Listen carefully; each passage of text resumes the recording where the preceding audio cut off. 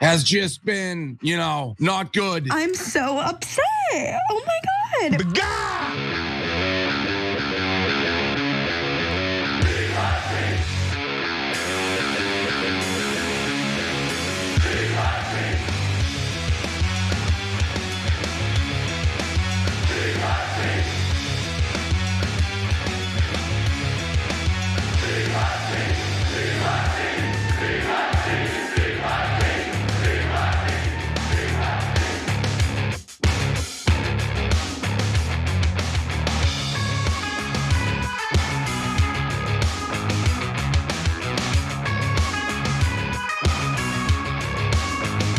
Drop it like it's needless war plans against Iran.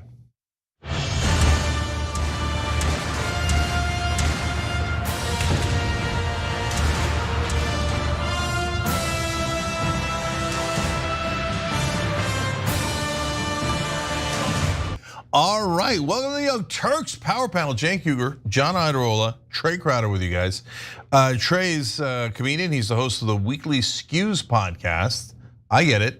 It's a play on news. And John is the Can't host put of nothing past you, buddy. Well, listen, man, that's why I'm here all week. So sharp. And John, of course, the host of Damage Report. Like, oh, Trump's president.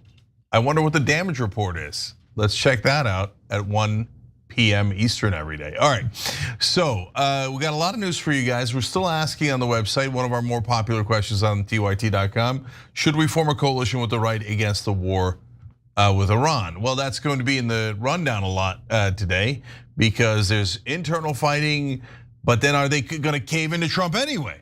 We're gonna find out all of that. So John, let's get started. Yeah, there was a fascinating development in the last day. But anyway, we are gonna start on that and probably talk about that for the majority of the show. It's war, it's justified, but let's start off with this. Regarding the ongoing situation in Iran, I know there has been a lot of speculation amongst all of you in the media regarding the president's decision making and whether or not the United States will be directly involved. In light of that news, I have a message directly from the president, and I quote, "Based on the fact that there's a substantial chance of negotiations that may or may not take place with Iran in the near future, I will make my decision whether or not to go within the next 2 weeks."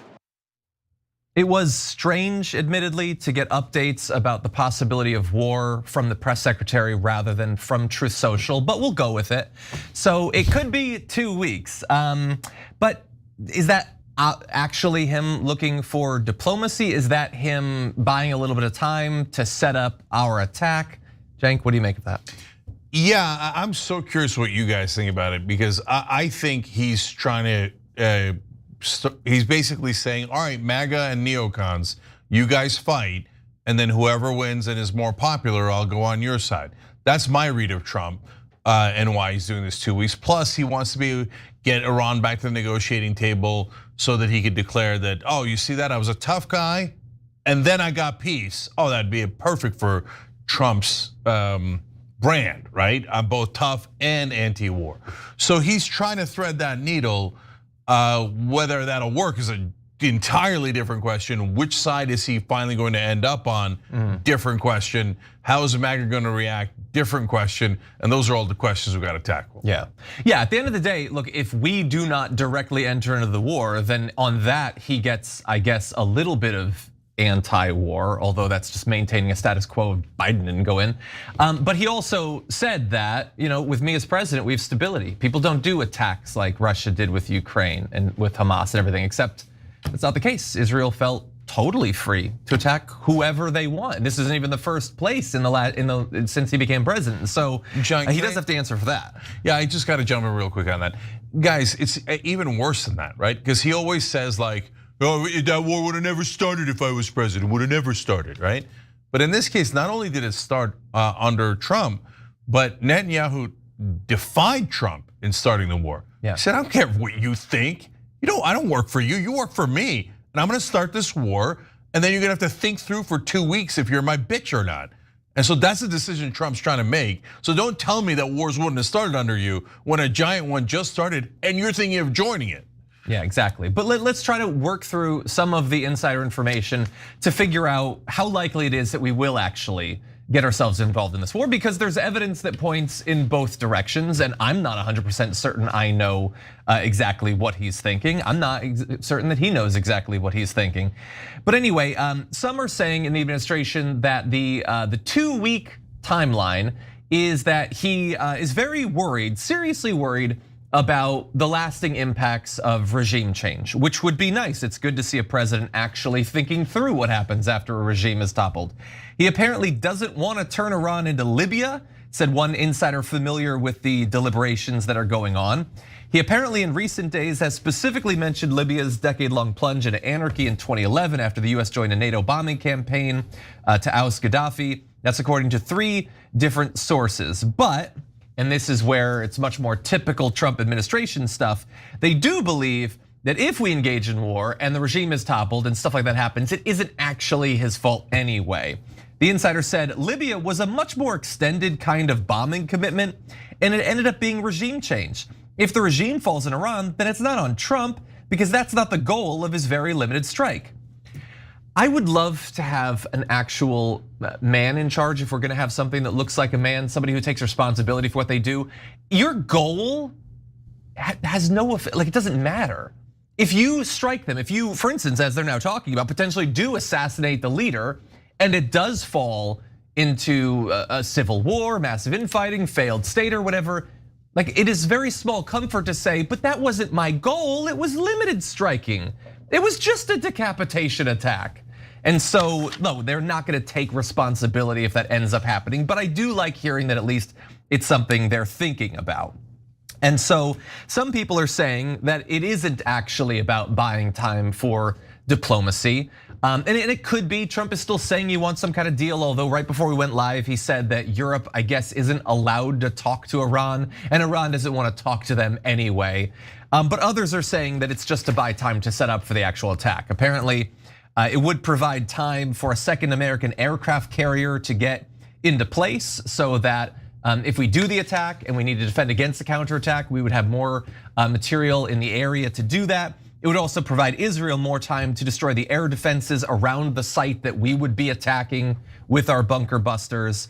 And so there really is evidence to support both conclusions, that this is serious or that it's not. I mean, the third sort of related topic to the last one is it's 2 weeks to get Iran to put down their defenses a little bit, and in 3, maybe you wake up tomorrow and in the middle of the night we launch the attack. Yeah. I mean, he's definitely not above lying. No, for sure. And look, guys, there's a good argument to be made that it's to prepare. And I was gonna say the same thing as John. It could be just to do a surprise attack. Oh, we're gonna come in 2 weeks, just like Israel did a surprise attack on them in the middle of our so-called peace negotiations, right? So it's not like they didn't just do this like a minute ago. Having said that, I don't think that's what it is. Why?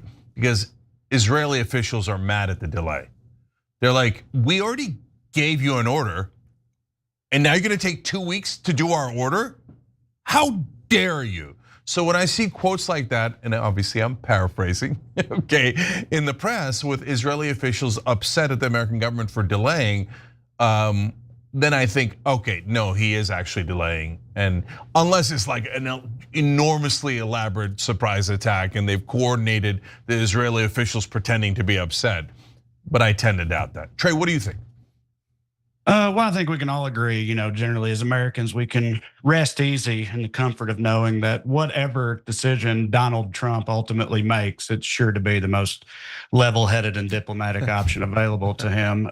No, I'm obviously terrified. I feel the exact opposite. He probably is trying to have it both ways. I think maybe there's something too, like you said, Cenk, about having them fight it out, kind of give it a minute, see which side comes out on top. But I'm, in spite of what I said a minute ago, very confident that whatever he ends up doing, it's not going to be great. And as far, at least, like John mentioned, at least they even somewhat acknowledge that regime change is sometimes bad. I feel like we've had a pretty poor batting average with those as a country, but doesn't stop us from stepping back up to the plate usually. So I'm not feeling overly confident that we'll avoid, World War III potentially or whatever, but I certainly hope so. I hope that level heads prevail, but I don't know. We'll see. He could be just kicking the can down the road and waiting for it to shake out somehow in some other fashion. I don't think it's whatever the shrewdest thing is he could be doing. I don't think it's that. So.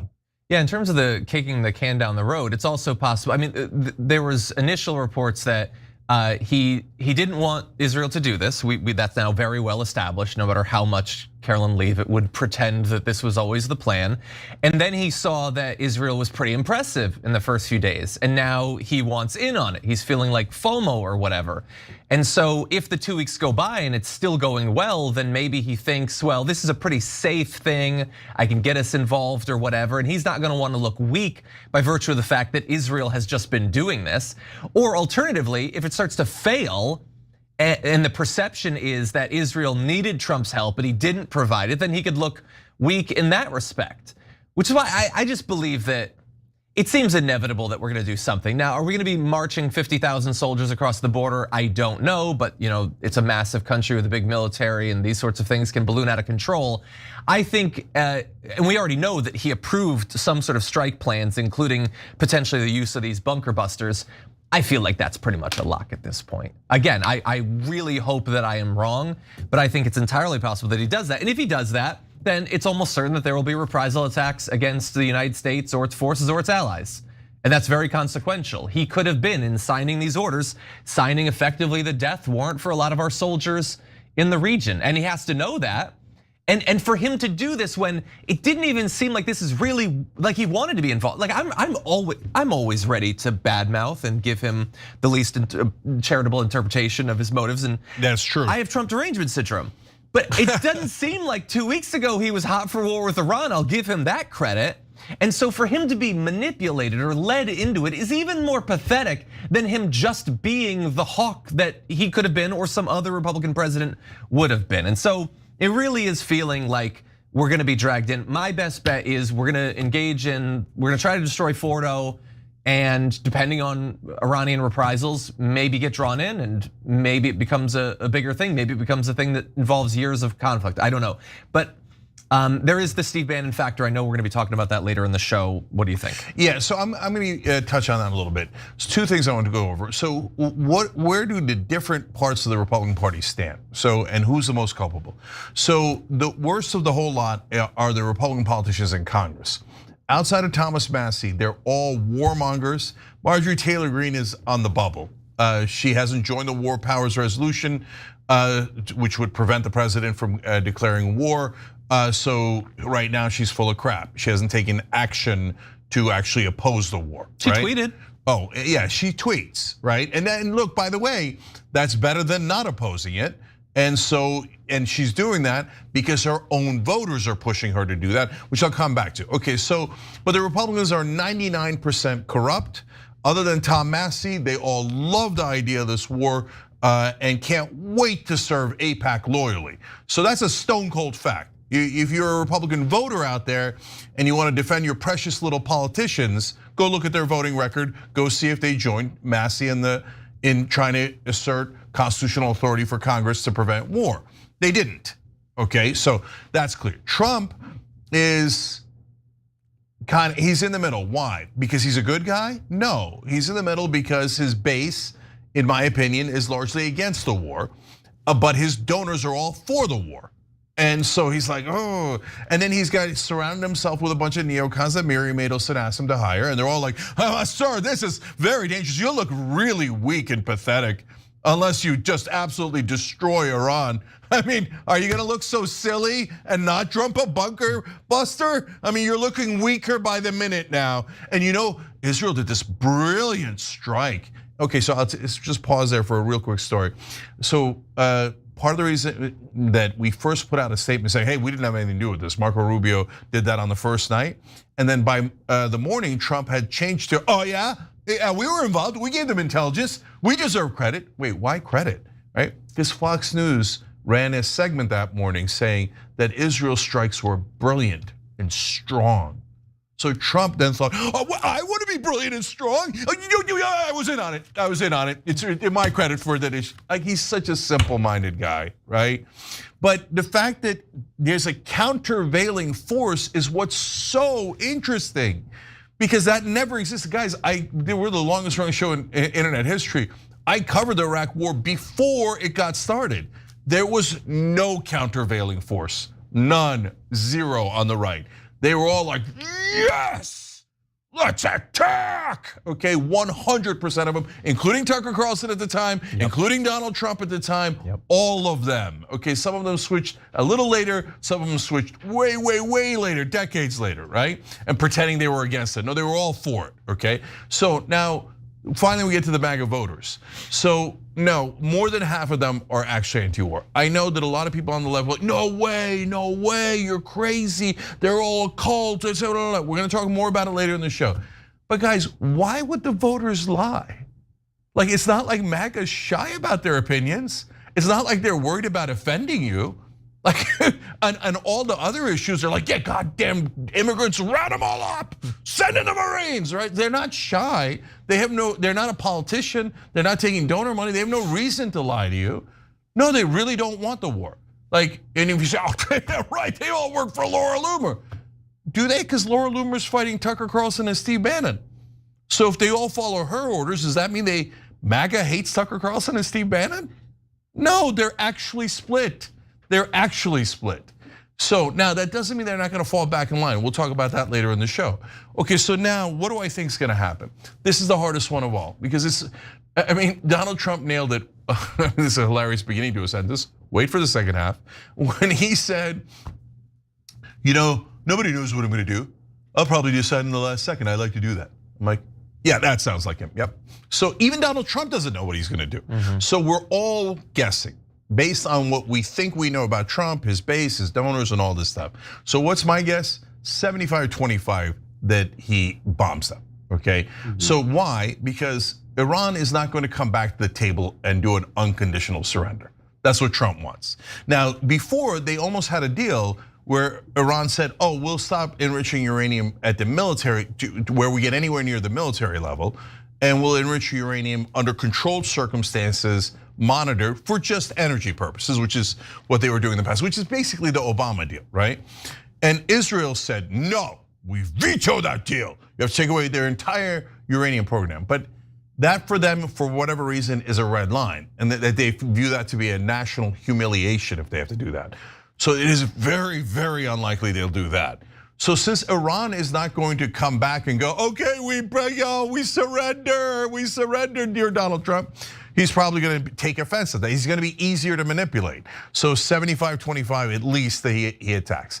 And MAGA's not helping at this point because they're retreating, a lot of them, like Bannon and Trump. Bannon and Tucker, as I'll tell you in a minute, are not in a minute, but a little bit later in the show, are beginning to retreat. Okay, so last thing is, then what do I think is going to happen after the bombing, if that happens? Well, Israel's gonna say, not good enough. You didn't destroy their whole facility, you should have dropped a nuke, you should have done ground troops, you should have done regime change, and Israel might assassinate Ayatollah Khamenei as they are threatening to do now, okay? In which case, we'll be in the middle of a giant mess. And then Trump will get more and more and more unpopular. MAGA will then, the half of MAGA that hated the war will go, what the, I thought we were just dropping a bomb and now we're in the middle of this giant mess, just like we didn't want to be, right?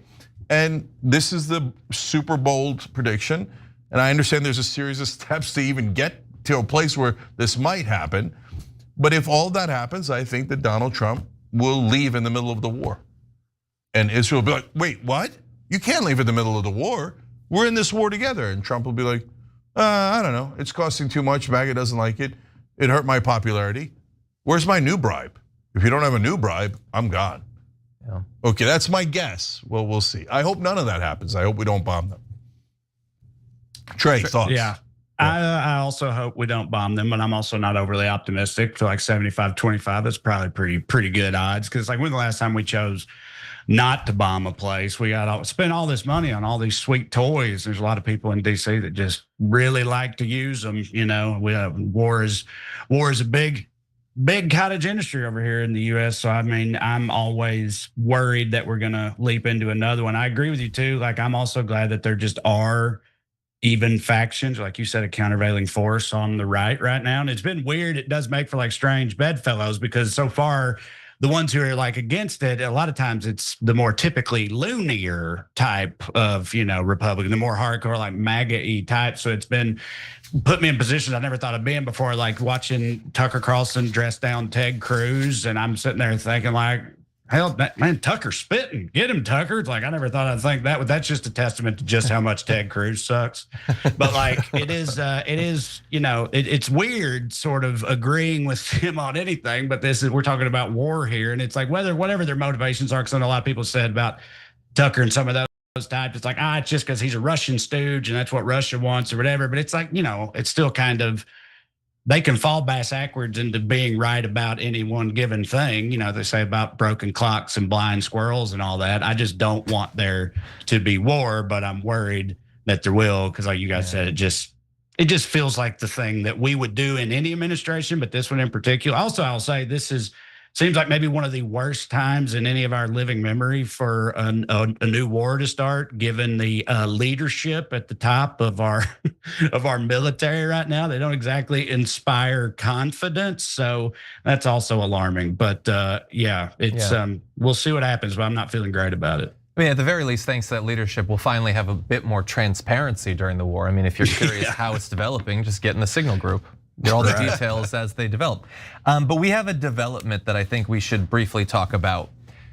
One of the things that's made me most worried that Donald Trump is going to engage in bombing Iran is his recent assertions that they are developing a nuclear weapon and could have them in weeks or months, even though that is not what our intelligence community thinks. He reiterated that earlier today, saying they could have it in weeks. And when he was told that our intelligence agencies, which just once again reiterated that that is not the case, when he was asked about that, he said, then our intelligence community is wrong.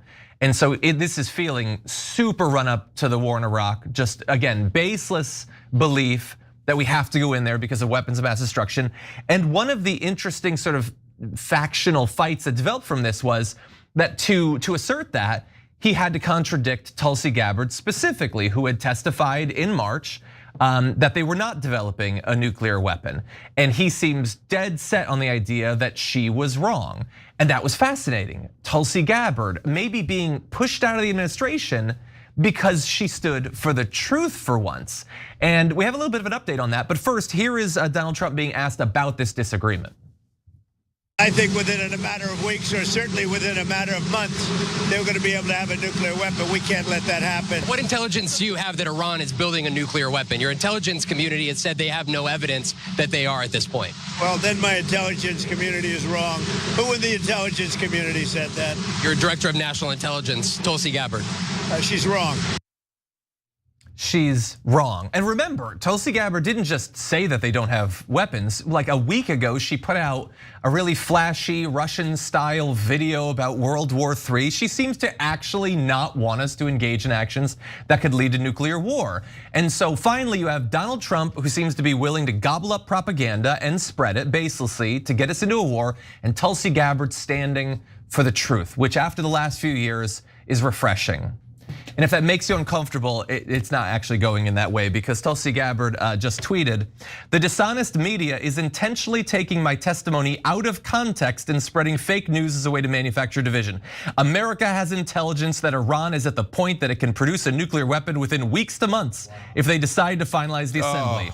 President Trump has been clear that can't happen, and I agree. They took it out of context."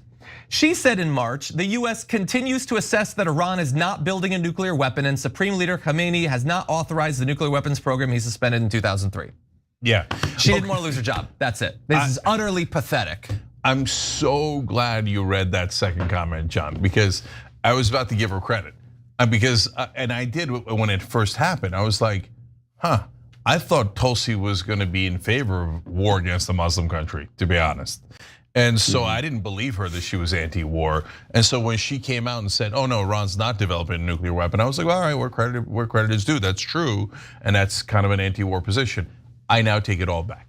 Okay, so she's now bending a knee and saying she's totally lying. Totally lying. 100% lying. And by the way, it's important to note, on behalf of Israel, not on behalf of us. We got nothing to do with that war. Nothing to do with that war. So now let me go to Ted Cruz real quick. So he was with Tucker Carlson. You guys know, Carlson humiliated him, as Trey was referring to there. And when Tucker asked him, "Hey, what's so great about Israel?" I mean, that's a very rough paraphrase, right? Ted Cruz was like, "Oh, they're our greatest ally." And okay, yeah, but other than them giving you, AIPAC giving you millions of dollars, why are they our greatest ally? He said, because they share intelligence with us. Yeah, false intelligence in order to push us into a war, which was where we got the fake intelligence about the WMD in Iraq. And now we have fake intelligence about Iran to push us into a war with Iran. With allies like that, you don't need enemies. They just create enemies for you. They create giant wars for you. And then what was the second reason he gave? He said, the people that hate them also hate us. I wonder why. Did it ever occur to you that the people who hate them hate us because we back all of their wars against those people, and that we fund Israel and their war crimes and their aggressive attacks against those countries? Gee, did that ever occur to you, Ted? So they're all enormously corrupt. If you're trying to figure out who's better, Ted Cruz or Tucker Carlson on this, that is not a close question. You could say blind squirrel, you could say anything you want about Tucker Carlson. There's a lot of terrible things to say about Tucker Carlson. But on this, not Ted Cruz is 100% corrupt and totally and utterly works for Israel. And just the fact that Tucker Carlson doesn't work for Israel is shocking in Washington, that anyone in that has any degree of power and is on the right wing doesn't work for Israel. So super last thing is, no, you really want to unite, and you guys do. Like Phil Lowry just became a member, hit the join button below on YouTube. We appreciate you, Phil. And then wrote in, this is at least an opportunity to form groups and plan protests and whatever else we can do to show our disgust with the thought of entering a foreign war unprovoked. Look, we started unitedagainstwar.com. Dave Smith, who's a prominent libertarian, came on the show a couple of days ago and says, oh, I'll unite against war. Yes, the libertarians are against it. Progressives are against it. What would be amazing is if MAGA actually lived up to what they were going to say. Trump is asking you, if you're MAGA, to put pressure on him so he can decide who's stronger, MAGA or the neocons. So MAGA, are you just going to let the neocons win? Or you're just going to surrender to them? Or are you going to go out there? I mean, imagine seeing a right-wing protest of a war. I'm not sure I've ever seen that in my entire life. Now, I'm going to ask you to imagine something that you're going to have incredible difficulty imagining. Imagine a right-wing and left-wing protest together of a war. Okay, I think that's what we should do on 4th of July. Okay, but I don't know that I can get anyone else to join that protest. It might be just me out there, right? Because the left will say, no, I hate the right so much, I'll never have a beer with them, even if we're gonna ally against the war. The right will say they hate the left, and we'll all hate each other, and then Israel will win, and we'll attack Iran and get into another giant war. But I'm trying, unitedagainstwar.com. Trey, last word. Yeah, well, on that note, like John said earlier, starting to feel very run up to the war in Iraq 20 years ago or whatever, about the just pretty much baldly lying about them having weapons of mass destruction and everything. And of course that was never true, but and how back then there was no resistance to it at all. And I feel like that is an important piece of context. It makes it a little more, I don't know if interesting is the right word this time around, but obviously you guys know and remember in 2003, it was a very bloodlusty time in America. Like peace was out. It was not a big time for being pro-peace in 2003. And I know there was some opposition to it, but everybody on the right was 100% united because like we wanted vengeance, and even though they had nothing to do with it, it didn't matter. But none of that is happening right here in this scenario. And like you said earlier, more than half of MAGA is against this. And I think you're right. I think there's polling that indicates that too. I think most Americans do not want this to happen. And I don't, I'm a dyed-in-the-wool lefty. I don't really get what the problem is even supposed to be with like agreeing with the other side on especially something like, we're talking about war, maybe World War III. Like you can't come together on something like that just because of like whatever political affiliation or just not feeling comfortable with it. I don't get that. I feel like anyone who's got any sense should speak out against this particular situation and, politics aside. And if the people who agree on that, you're allowed to agree, and that's okay. It's war, it's bad. Let's go. And the right wing would be joining us in an anti-war protest. we're kind of known for anti-war protests. Right. It's not like we didn't invent it, right? Right. So unitedagainstwar.com, we'll have the link in the description box. We got to take a break. We come back, talk more about some of the specifics of the war, both the actual war and the MAGA civil war. We'll be right back. My button is bigger than yours and my button works.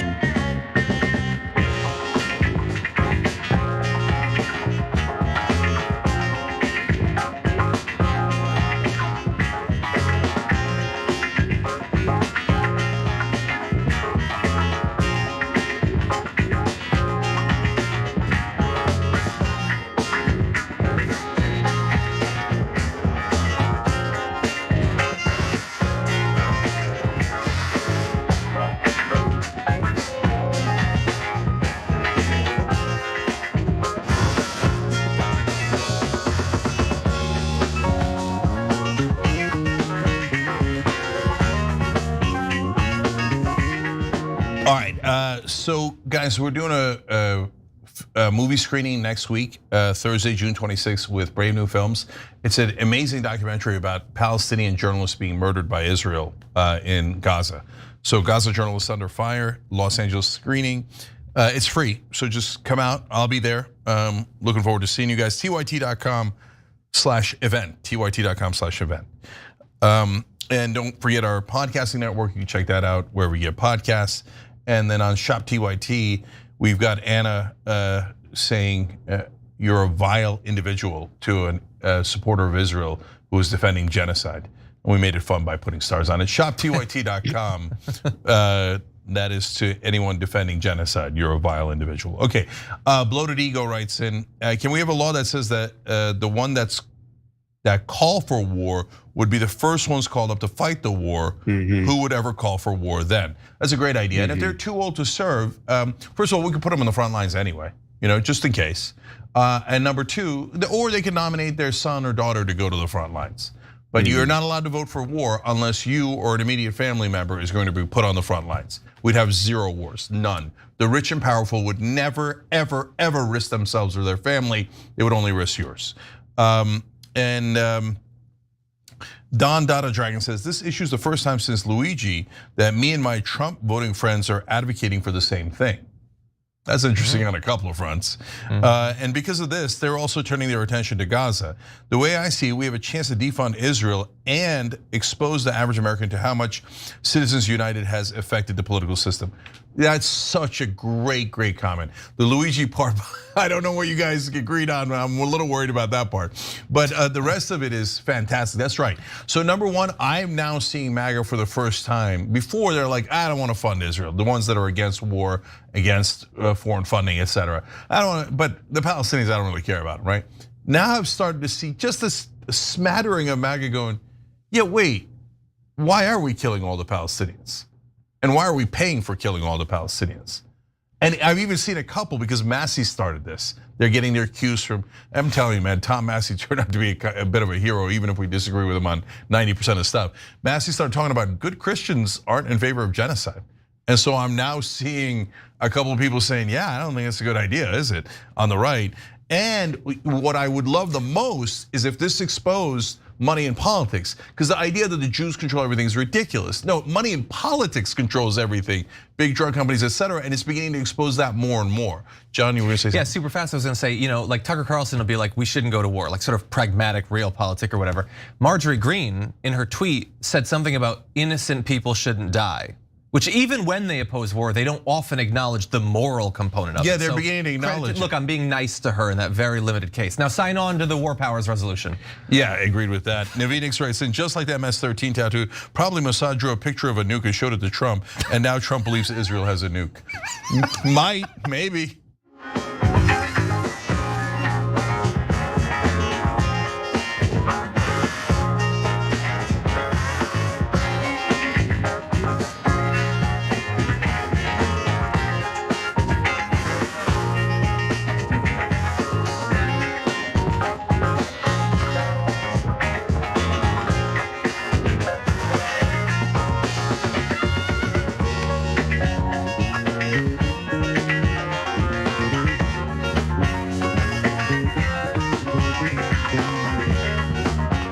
Back on TOT, Cenk, John, and Trey with you guys, but also Philip Lowry, who just joined, as I said earlier. Two amazing things happened during the break, so I'm gonna say some, repeat it real quick. John said something nice about Marjorie Taylor Greene. It happened. I'm a newsman, I report what happened, okay? And Navinik said, just like I read this already, but I'm going to tell you why I'm reading it again. A member on TOT.com, Navinik said, just like the MS-13 tattoo, probably Mossad drew a picture of a nuke and showed it to Trump, and now Trump believes Israel has a nuke. Okay, that's really funny, and the reason I brought it back is $100 Blue Apron gift card. Okay, rewards at TYT.com. That's definitely funny enough to get one of those. Okay, John, what's next? Okay, this is gonna be a tough topic, but let's jump into it.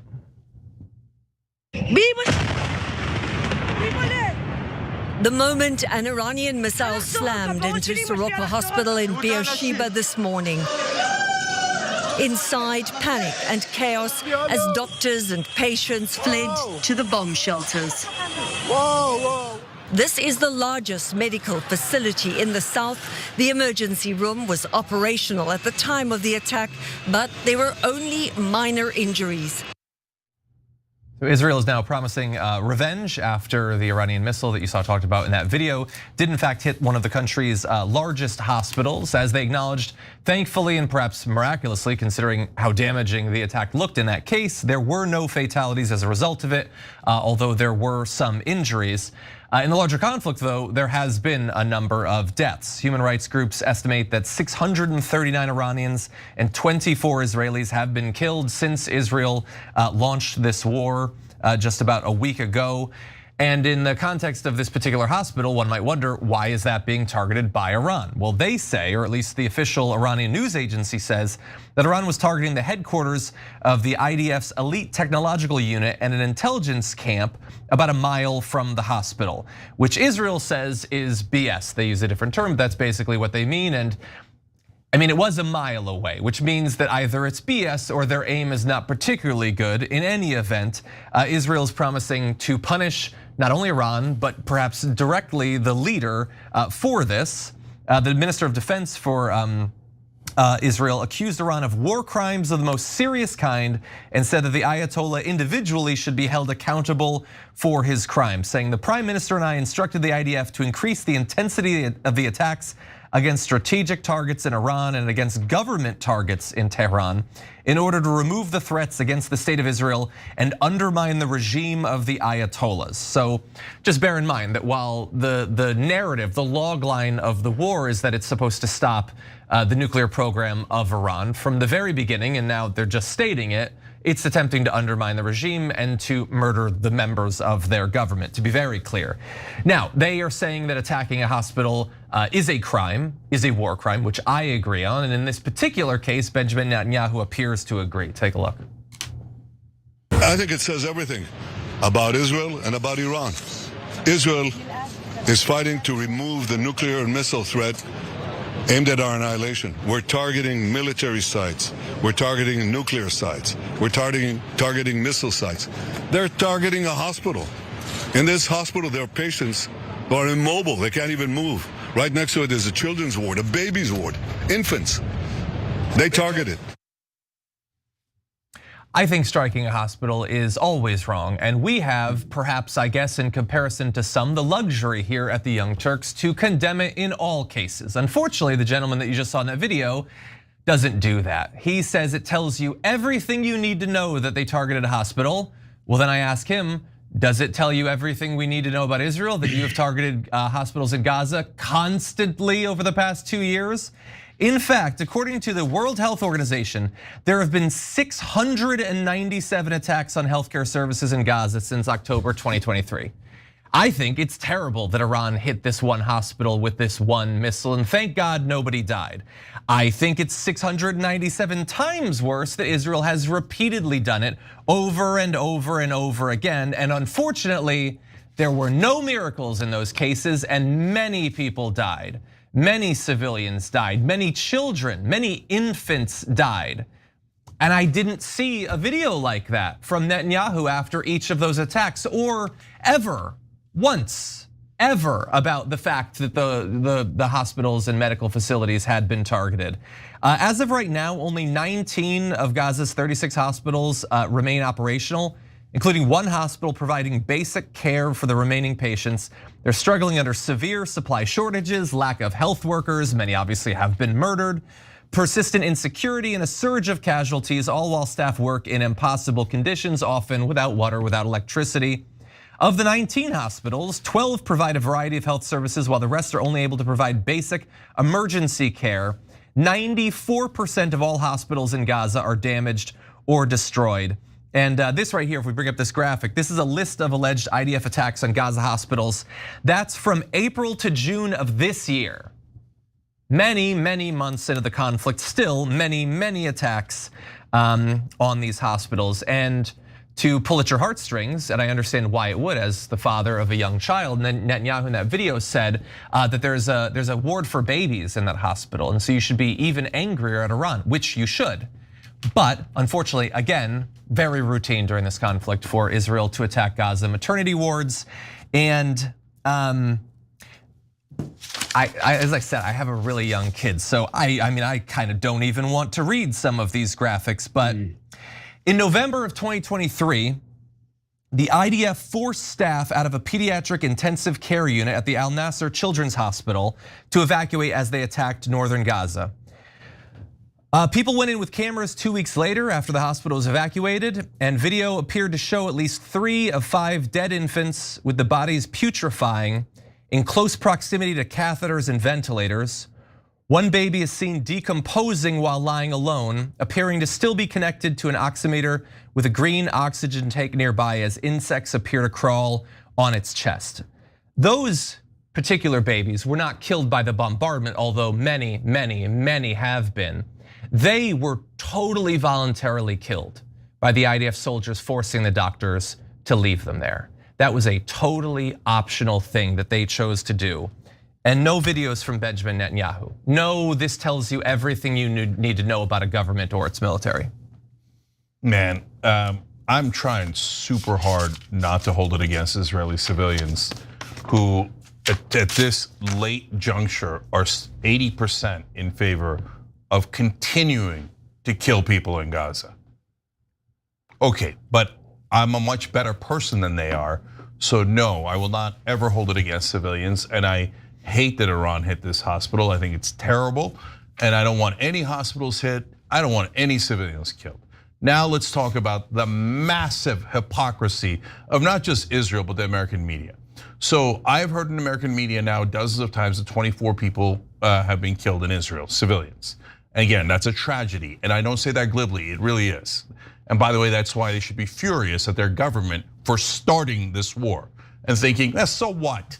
Probably a whole bunch of our citizens will die, but it helps Netanyahu's career, so we're gonna start this war. Okay, how many times have you heard that 263 Iranian civilians have been killed? Oh, but they're just Muslim lives. Oh my God, some kids were injured in this. Well, that's terrible. I don't want any kids getting injured. 17,000 kids have been killed in Gaza. 17,000. How often do you hear that on American news? You can, when an Israeli is victimized, that is headline news, gigantic news. Palestinian and Iranians killed, who cares? They're just Muslim, right? Do we really have to pretend to care? No, apparently you don't. You don't have to pretend to care at all. And this is not like, well, I mean, Iran had it coming. I know there's 263 of their civilians, men, women, and children were killed by Israel. But hey, they had it coming because they started, oh no, right, Israel started the war. But it doesn't matter. No sympathy for Muslims ever, ever, ever. I don't know if Jake Tapper one day is gonna write a book. Oh my God, we were all so incredibly bigoted against Muslims for our entire lives with every goddamn broadcast we ever did on cable news. Is that book coming, Jake? Okay, again, CBS News reports, Israel is saying this was an 800-pound bomb. That's a giant bomb to drop in the middle of a city. I condemn Iran for that. Israel's dropped countless 2,000-pound bombs. 1.5 times the size of the one that they dropped on that Iran dropped once, and they're like, "Oh, this is an outrage." But when you say that and you say it is not an outrage to drop endless 2,000-pound bombs in the middle of Palestinian cities, what you're saying is, I don't care about Muslim lives at all. We're allowed to murder them as much as we like. Okay, now you say, hey, Cenk, murder's a strong word. You should reserve that only when Muslims do killings. Then it's murder and slaughter and terrorist and savage and dirty, right? When Israel does it, oh, it was such an accident. Was it? Because you just heard the stats that John read to you. 17 hospitals completely leveled by. So did they miss over and over and over and over? Because you can't just destroy a hospital with one bomb. They had to level those hospitals. They missed that many times? Are they the most incompetent military in the history of the world? They accidentally destroyed or damaged 94% of the hospitals in Gaza? Has there ever been a military that deeply incompetent? Of course not. No, whenever they want to, they could pick off any Iranian scientist, diplomat, politician, general. They can kill all of Hezbollah at once. They can kill them anywhere they like. But did we accidentally bomb and destroy all of your hospitals? But you should feel tremendous sympathy for me because one bomb got dropped on an Israeli hospital, and I do have sympathy for those people. But then they demand that we have no sympathy for the tens of thousands that they murdered, obviously on purpose. And now, after being in the middle of this genocide, they start a war with Iran, and then they say, but we've had some people injured, so we demand the world's tears, because we are the victims. Brothers and sisters, those civilians who got hit in the hospital are victims. And your heart should break for them because they're normal, regular people. They're not politicians, they're not the leaders of that country. But when the Israeli government leaders tell me to have concerns for them, that's preposterous. No, I have no sympathy for Netanyahu, Ben-Gvir, Smotrich, who are genocidal maniacs. It's like saying, some German civilians got killed. You have to have sympathy for Goebbels and Hitler. And no, I don't, no, I don't, no, I don't at all, zero. Did I just compare them? Yes, I did.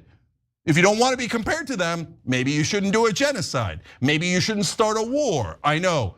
Israel, special rules. They're allowed to murder, genocide, attack, and we all have to bow our heads. No, I do not bow my head. Israel is 100% wrong for starting this war. 100%, and every Israeli civilian that gets killed is 100% the fault of Benjamin Netanyahu. Wait, if you say, that's not fair, you're blaming the victim. Every time somebody said, hey, Israel's killing tens of thousands of kids here, and innocent civilians, they said, Hamas started it, it's all Hamas's fault. Okay, Israel started it. So that means it is definitely Netanyahu's fault for every Israeli civilian killed. It was a terrorist Netanyahu that is the root cause of those deaths. That's Israeli logic. That is Netanyahu logic. And I know a lot of people will say, yes, Cenk, but you're missing the central point. Israeli lives are super precious and valuable, as all human lives should be. But Muslim lives are useless and are expendable. And you could just murder their children and the American press will pretend you're the victim. Go ahead, Trey. Yeah, I mean, I don't know, how much I can even add to it. I agree with you guys about, taking the apparently, sadly controversial to some American stance that bombing hospitals is always bad and should not happen. That's also how I feel about it. But yes, the immediate thing I saw when I saw the response, immediate thing I thought when I saw the response to it from Israel and what Netanyahu said was just like, I mean, my God, the audacity. I can't imagine the shameless audacity of that. It's like they say, Iran, they've crossed the line here. This is a war crime. And it's like, y'all are the most habitually line crossing people in the war crime game, and everybody knows it. Like, what are you talking about? It reminds me of like, and obviously this is on a much, much lower scale, but it's the type of thing like when over here, when like how a lot of conservatives would just, when they talk about the left, they'll just gleefully bandy about like homophobic slurs, even racial slurs, it calls like cucks and libtards and all that. And then in response, you're like, screw you, fascist. And they're like, oh, wow, name calling? Really? Okay. Okay, if you want to take it there. It's like that type of thing just makes you pull your hair out, the hypocrisy of it all. But I mean, Jack, I mean, you're right about everything you said about the assessment of it. It's like to some people, and they wouldn't say it this exact way, maybe, although some of them might, but it's like internally they're like, yeah, well, but this is worse because these are like, these are good people. Like, they're on the side of the West. This is Israel. These are good people that are being killed. And then when they do it, those people are, well, you know what I mean? They're just not, there's not as, and it's like, yes, they're poor, they're brown, they're Muslim, all that stuff that people just don't care about as much. But and it's a shame, but I just don't know how Israel feels like they have a leg to stand on in this situation. Because the other thing, as you pointed out, like also you started it. Like it wouldn't even have happened if you hadn't, made the initial attack in the first place. Which by the way, on that note, when that happened, I was like, my God, do y'all not have enough on your plate already? Like I feel like you're not getting enough, your murder itch scratched enough or something. Because like I thought you guys were pretty busy. Now you're starting some stuff over here with these, but you do that, they respond, and then you cry about it. I don't have a lot of sympathy for them. I also have sympathy for the civilians, like you guys said, but Israel, the entity and its leadership and all that, it's like, I'm just not trying to hear it, really. Yeah, okay. I can't help but add a couple of things. First of all, Trey, Greater Israel isn't going to build itself. Okay, they got to get busy, right? And so those maps are in their cabinet room. I mean, they're not hiding the fact that these are aggressive imperial wars meant to seize Arab land. And if they have to kill a whole bunch of Arabs and Persians to do it, well, Greater Israel's got to get built. I mean, that is such an important policy for America. Wait, what does America have to do with it? But no, we have to fund all of it. Okay, Iran says the Israeli intelligence building was behind the hospital. John pointed out it might have been like a mile behind the hospital. So on the other hand, Israel said, oh, we had to hit the first hospital they hit. They were like, we had to. They got tunnels underneath. So they brought in Trey Yingst from Fox News. And he looked and he's like, it's not underneath the hospital at all. It's all the way over there, right? They said, nope, counts. It counts, good enough. Human shields, so it was okay that we murdered them. It's Hamas's fault. Is Israel using human shields? I mean, that's not my logic, that's Israeli logic. They say if a military facility is anywhere near a hospital, you're allowed to murder everyone in the hospital. That's not my logic, I hate that logic. But they say I could destroy the whole hospital, I could kill everyone in it, I could leave babies to die in that hospital because, hey, there was a tunnel a whole, couple of blocks away from the hospital. It seems like the Iranian and Israeli logic match pretty well. Last piece of Israeli logic, they say, no, we didn't kill any of the 56,000 people in Gaza. Hamas did, why? Because they started the war. And if you start the war, then you're responsible for every single death, including on your side. Not my logic, that's Israel's logic. So since they 100% started this war, every death in Israel is on Netanyahu's head. And there's no question about that. They can't say, well, they can say, and they probably will say, well, yes, but you're right, but I get it. But on the other hand, these are Israeli lives, so they're super important, and those are Muslim lives. And we get to murder Muslims all we want. Anti-Semite, wait. You say you get to murder any Muslims you like, and then when we point out that fact, then you say, oh, it's anti-Semitic to point out that a government's leader has ordered the murder of over 50,000 Palestinians in Gaza and has destroyed all of their hospitals, has started a war and created a genocide. No. Netanyahu and everyone who supports him is deeply hateful, racist bigots. Okay, two can play at that game, and we're actually accurate as opposed to the Israeli supporters. All right, we're gonna take a quick break. We'll come right back.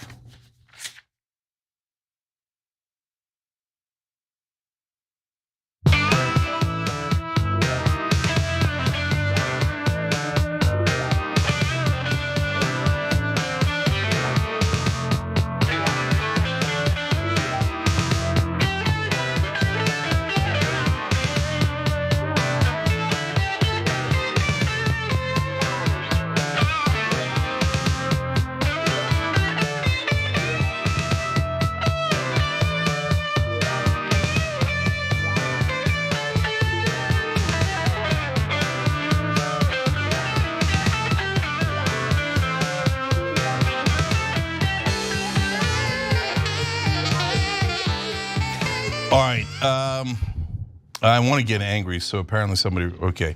The transcendental man wrote it on Super Chat. I'm reading this blind. It did not hit the hospital. It was damaged by the wave of the blast.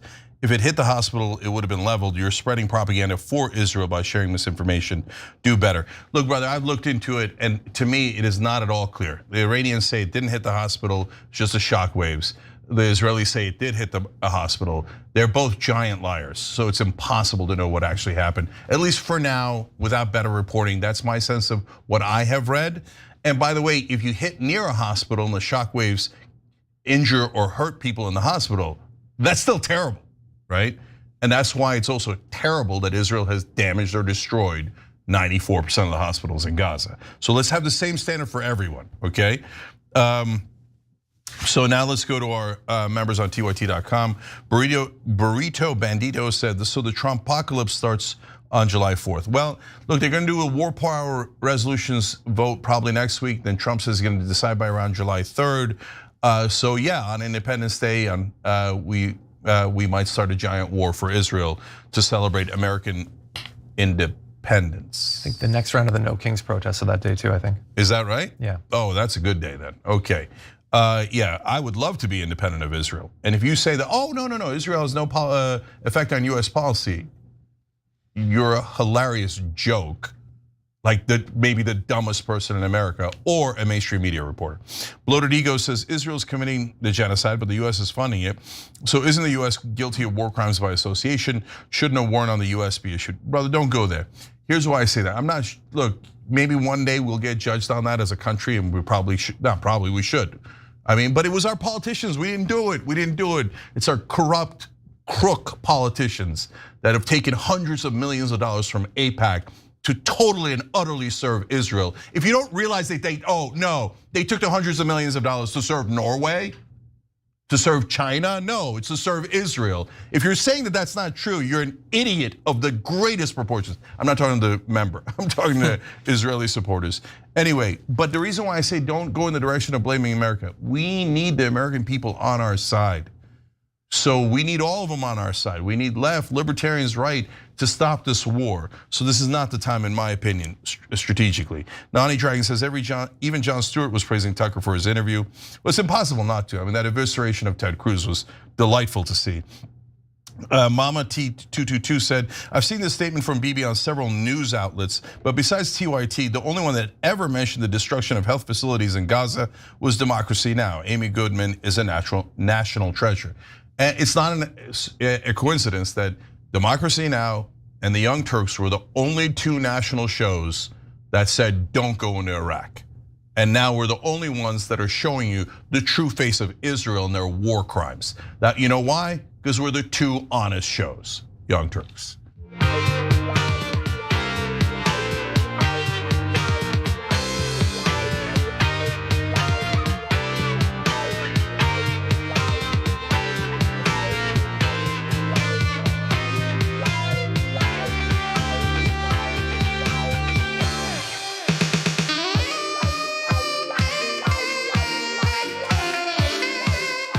All right, back on TYT.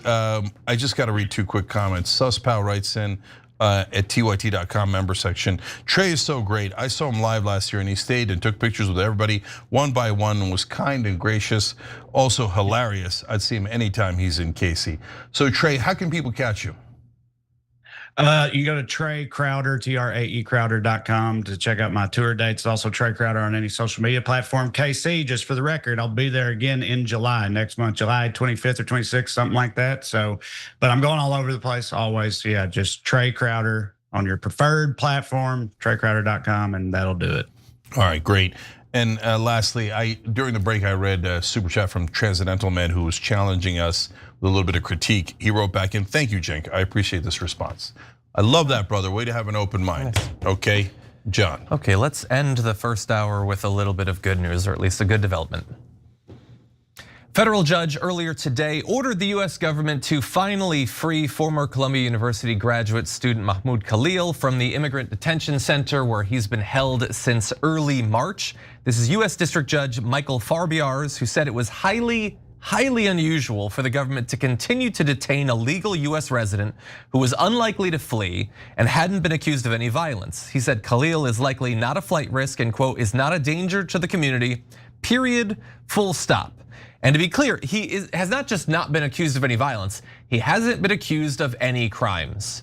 The official line from the government is they find the positions he has on the genocide so distasteful that he has to be locked up for months. He has been locked up in jail for almost 4 months because Trump doesn't like his position on the war.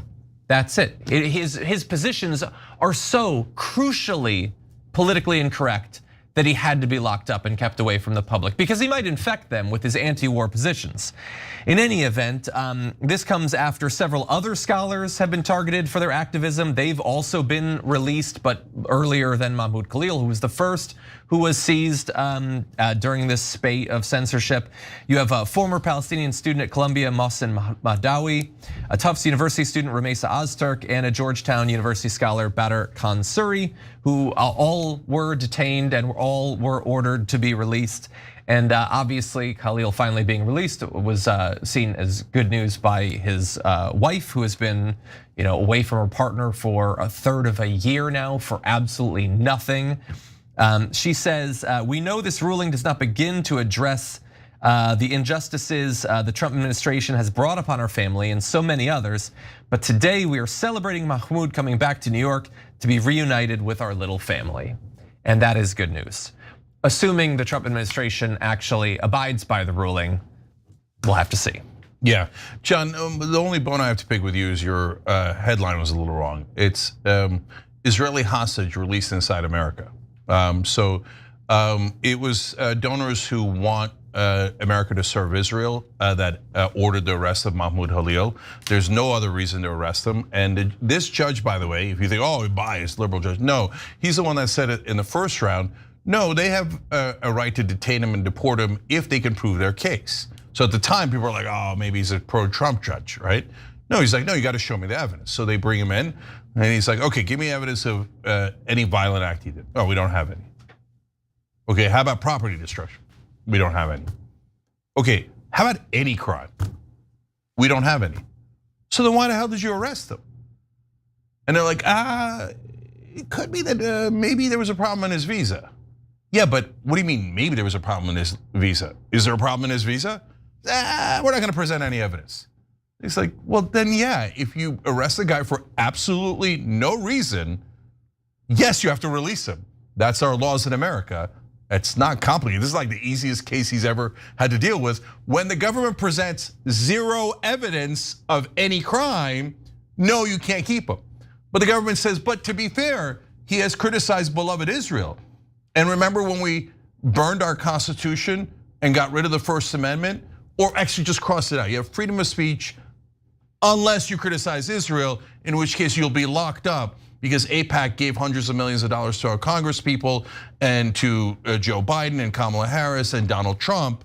But to be fair to Biden, he didn't do this and he wouldn't, as terrible as Biden was, as he was an enabler of genocide and paid for a genocide, he didn't go the extra mile of saying, I'll end freedom of speech in America on behalf of Israel. That was Donald Trump. So thank God for the American court system. Thank God we're a democracy and a constitutional republic. So the judge said, no, you have to let that Israeli hostage go. He didn't do anything wrong. And yes, he does have freedom of speech in America. Trey. Yeah, I mean, this, at least he finally is getting out, but the fact that this can happen and can last this long, I mean, he spent months in there for literally nothing. It should be alarming to everybody. I mean, I get cheeky sometimes and joke about how like, oh yeah, I'm gonna end up in the gulag one day if this keeps up or whatever. And it's like, obviously it's a little different. I'm a white guy from Tennessee, but still, like, I mean, they really have ripped up the Constitution to make political prisoners out of people who say things that they don't like. And there's people, I guarantee there's plenty of people who would tell you they are in part Trump supporters because you know what, they're free speech absolutists. That whole argument, who yet will twist themselves into knots trying to justify this, or just ignoring it and pretending it doesn't happen. But This is like, this type of thing is is scary. It's the type of thing you would hope wouldn't be imaginable in this country if it actually worked the way it purports to, and clearly it doesn't, and in particular under this regime. So again, ultimately, at least so far, unless they just decide to ignore this or do something even worse, seems like the right thing happened at the end of the day, at least. But it took way too long and should have never even needed to happen in the first place. So it's bad. Yeah, and Mahmoud Halil and his family should sue the government of Israel. Yes. You're allowed to sue terrorist organizations to get compensation. And Israel, having destroyed almost every hospital in Gaza, having destroyed almost everything in Gaza, having murdered over 50,000 people, having murdered over 17,000 kids, is obviously a terrorist state. And they have intentionally murdered those people, and we've shown it again and again and again. And now they're coming to kidnap people on our streets through our corrupt dirtbag politicians. And so Trump should be sued. And if you're MAGA, you're like, oh yeah, I'm a free speech absolutist, like Trey said. Oh, but he's an immigrant. Oh, I hate immigrants. So let's just get rid of our freedom of speech. Freedom of speech is for America, everyone in America. The Supreme Court has ruled that for 200 years straight. If you let Israel kill freedom of speech for people who are here legally, that means you're killing it for US citizens. Even if you don't care about immigrants, that means you're killing it for US citizens on behalf of a foreign government. Okay, now, if you don't get that and you say, no, he shouldn't be allowed to criticize Israel, no, Israel should rule us, and Israel should be allowed to kidnap anyone they like off an American street for criticizing beloved Israel. You criticizing a genocide? This is like the Germans having us arrest people who are opposed to the Holocaust here in America. Oh, Joe, he criticized the German government. He criticized the German government. He has no business here. Lock him up. But did he do anything wrong? No, but he criticized the Germans. I mean, all they're doing is a Holocaust. Oh my God, are you offended? Are you offended? I'm 10,000 times more offended at the 17,000 dead Palestinian kids. But no, I know, mustering up. No, I care. I care about the Palestinians who died, I care. I mean, I don't care as much as you offending me. Your words are problematic. Let's lock them up, let's lock them up. Let's go, let's go. Israel, take more hostages in America. And thank God the courts are stopping it. And so Trump's was a total and utter joke on freedom of speech and America first. That guy didn't even criticize America. And by the way, no one's gotten arrested for criticizing America. You can criticize America all day, all night, as by the way, you should be allowed to, freedom of speech. But you criticize Israel, you're gonna be in a lot of trouble in this country. This is insanity. My family moved here. We didn't move to Israel. We moved here because we love America. If we knew that it was gonna be controlled by Israel, I don't know that are we telling everybody that this is America, but our politicians all work for Israel? God damn it, man. If you're America first, you should hate this more than anyone else. For God's sake, man, kidnapping people off the streets for criticizing a foreign government? Imagine if we did this for any other country. That guy criticized Saudi Arabia. I mean, Saudi Arabia chopped up an American journalist, right? That's it. Saudi Arabia is now giving money to Trump or Biden or whoever, and to all of our corrupt crooks like Ted Cruz, etc. That's it. Round up all the Saudi critics. You'd say that's insanity. Are you crazy? We're going to round up Saudi critics? And you wouldn't say, well, he's an immigrant. He's a legal resident here, but he's an immigrant. So let's make sure we lock him, take him hostage for Saudi Arabia. Nobody would say that. Why are we having a conversation about it with Israel? Can we please stop following the orders of Israel? Is that too much to ask for? And if you say they're not giving us orders, you're hilarious. Hilarious. No, I know, this guy was attacking Norway, right? Oh, it was about healthcare? It was about Peru? What was it about? Harsh words for Switzerland. Yeah, why did Öztürk get arrested? Oh, she wrote an op-ed against who? Against who? Oh, Israel. But don't say Israel, don't say Israel. I'm saying it. They pay our politicians are crooks and work for a foreign government. All right, watch Damage Report at 1 o'clock Eastern every day, Monday through Friday. Check out Trey Crowder and his comedy. Thank you guys. Obviously, I'm worked up with war and all the things that are going on. Okay, we'll come back. We'll tell you about the civil war inside MAGA.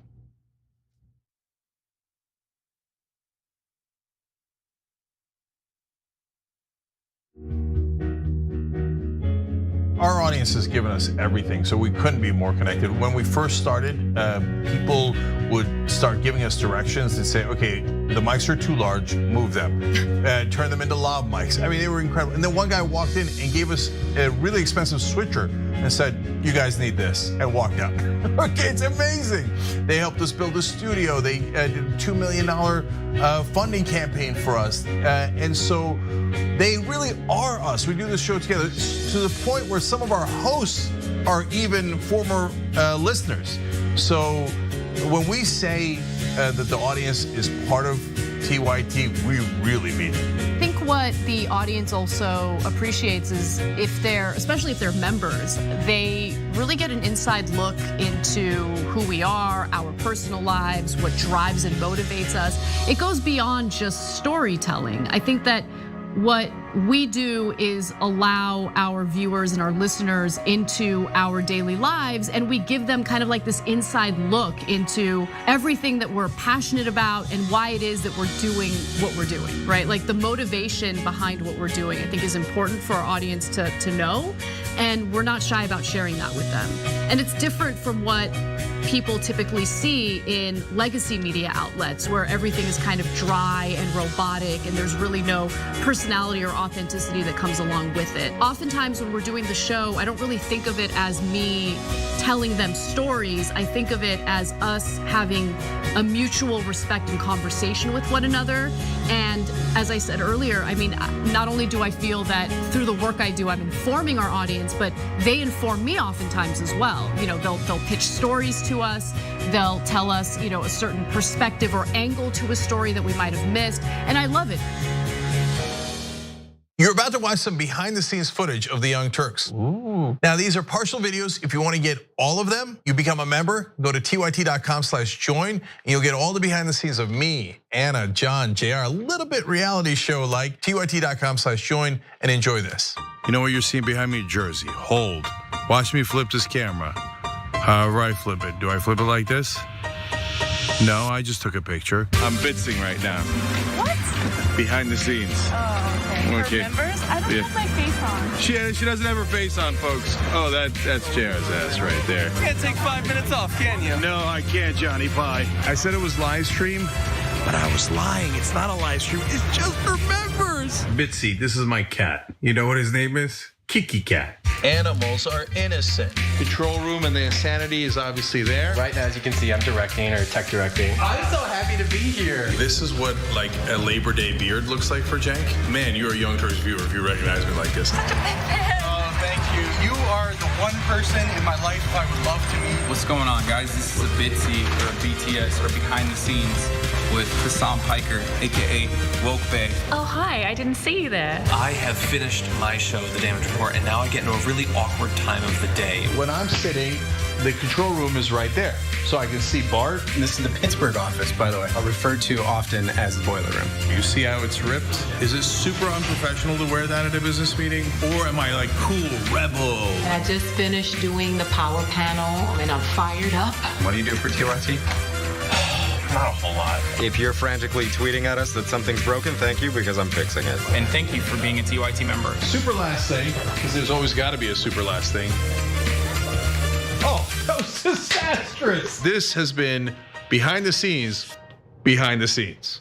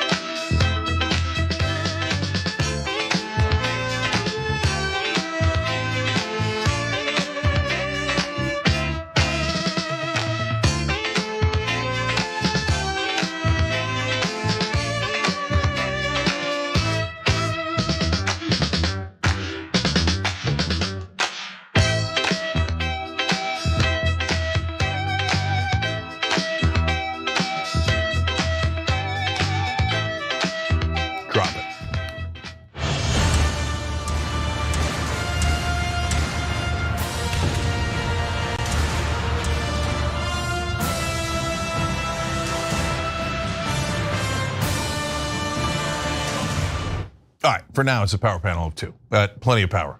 Cenk Uygur, Jordan Ewell. Jordan, of course, host of the Insurgents podcast and on Rebel HQ as well.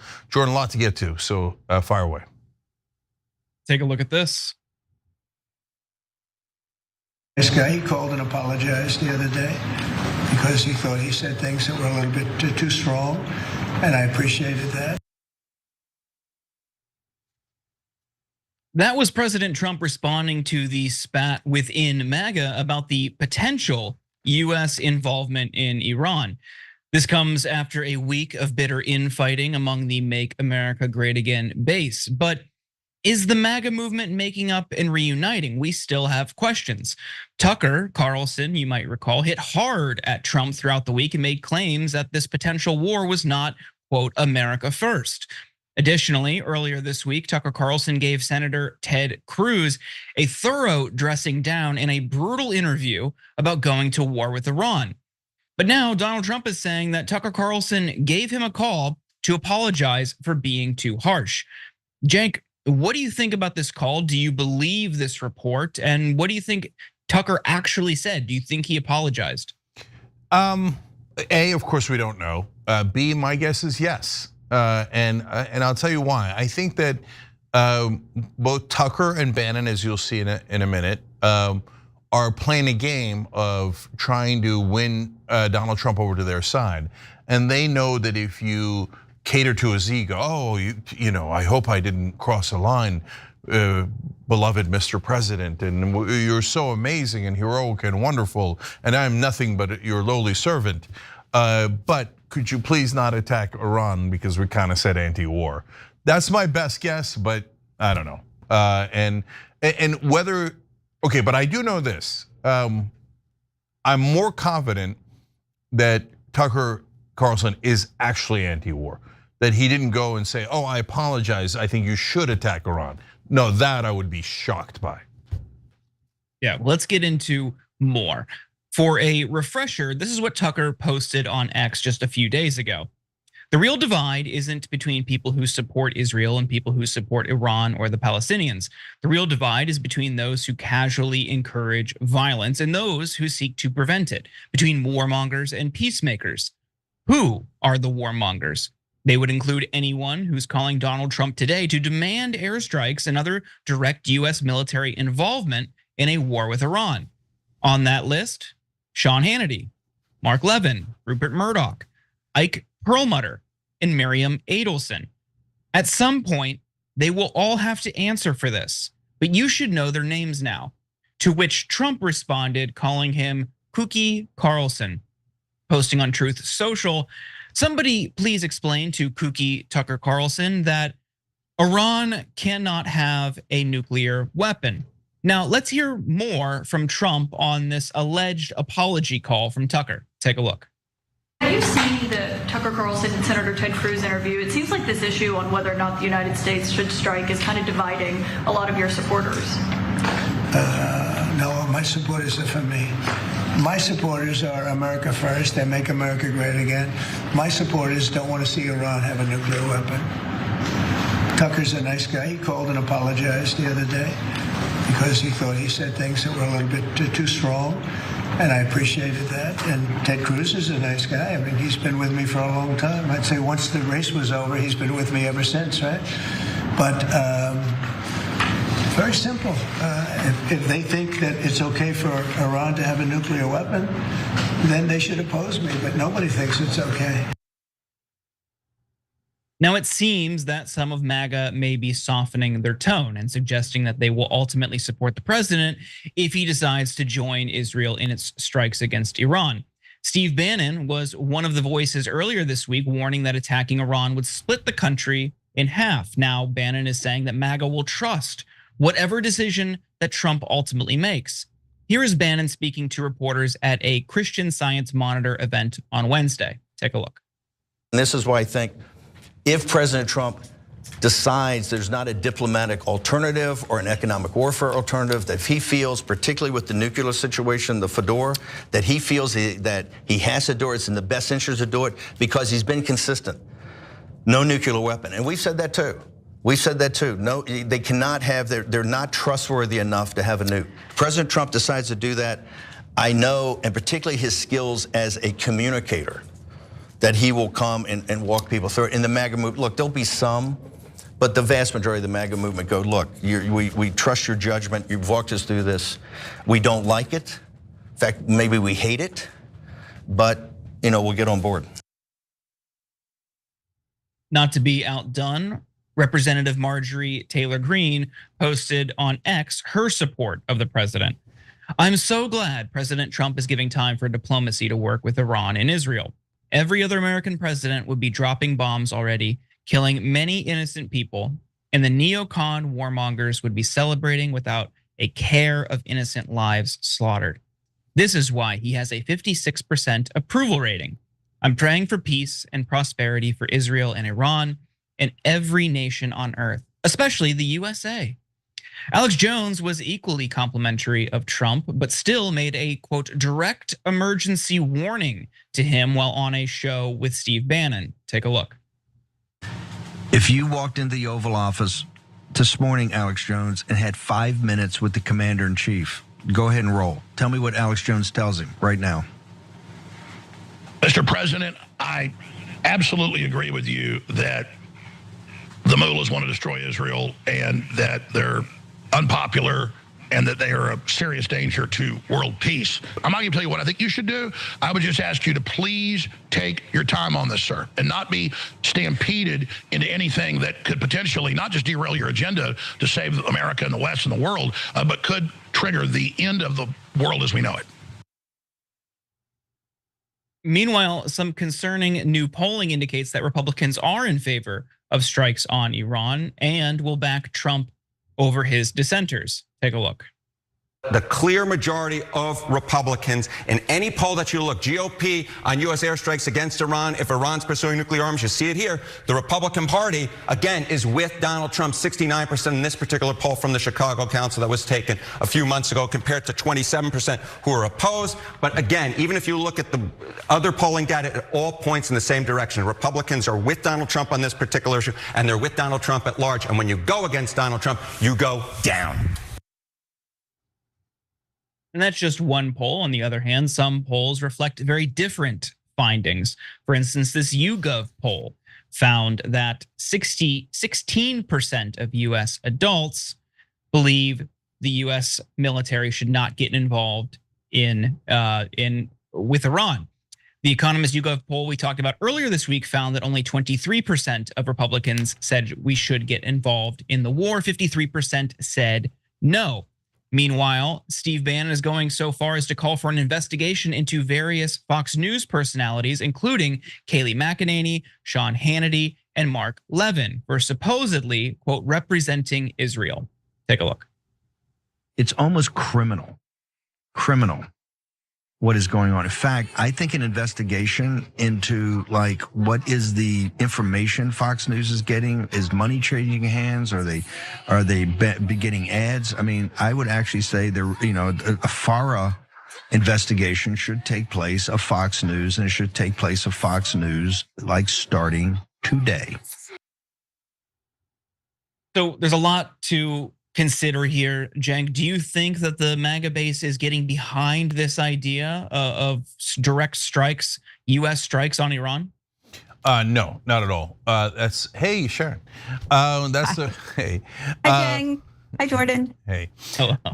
So if that's the first time I've seen Harry Anton be dishonest, because yeah, I've given him a lot of credit. He's pointed out issues with both sides. He's been honest about the problems with the Democratic Party, Republican Party, etc., and when they do well. But he said he looked at all the polls. No, that's not true at all. So we just showed you the YouGov poll, and Republican voters in that poll are overwhelmingly against the war. And his framing of that segment was, well, you better not oppose Donald Trump in the Republican Party, okay? So if he's saying war, you got to say war. And I'll cherry pick one poll that I don't believe that poll at all. It doesn't match any of the other polls I've seen, okay? And then Harry Anton says that one poll represents all the other polls. That's just not true. So I don't know why he said that, but is cable news in favor of war? Always, always. So, that was super disappointing. I'd like to see him show all the polls, because I just don't believe him. Not I don't believe him. It's a fact that it's not true. Not only, look, you get the real official polls like YouGov, and then there's the non-official polls. I know he's not going to quote those, so this is less about Enton in that case. But Charlie Kirk polled his own audience. 90% said don't go to war. Only 10% said yes. Why do you think Charlie Kirk is even slightly dancing around the edges of criticizing Trump's actions here? I mean, Charlie Kirk has actually been a giant ass kisser of Israel his whole career. So why is he like tepidly saying, well, maybe we shouldn't, but I'm sorry, Donald knows everything, right? Because his own audience is like, no, we don't want to go to war. 90-10, what part of that is complicated? So there's the whole Republican Party 90-10? No, it's complicated. There's the old boomers who watch cable news and Fox News, and they're like, yes, war is always great. We're gonna do Iraq again, glory days. And then there's tons of MAGA who are totally against it, and there's tons of people that are Trump supporters that are in the middle and don't know what to do. Partly because they think, oh my God, Trump is amazing and he knows what he's doing. And if he says we got to stop their nukes, but Trump's lying to you. They don't have nukes. They don't have close to having nukes. Now, why can I say that? But Bannon and Tucker and all of them are all tiptoeing. Because, okay, so let's be clear. There's two possibilities, and I don't know which one it is, but I have a guess, and I'm curious what your guys' guess is. One possibility is, oh yeah, they've tried to stop the war for whatever reason. They thought their audience is against the war, etc. But then now that they haven't, they're just cowards and they're just back to licking their Trump's boots. The second potential reason is, if you attack Trump on this, he'll dig in, and then we'll definitely have war. So both of those things could be true. I think Tucker Carlson is definitely against the war. I think Bannon has gotten pushed there, certainly by his audience. Charlie Kirk is not there at all yet, but is being pushed aggressively by his audience. Marjorie Taylor Greene with her voters, etc. And so, I wonder what you guys think. But here's how we'll know for sure. This is speculation in this round.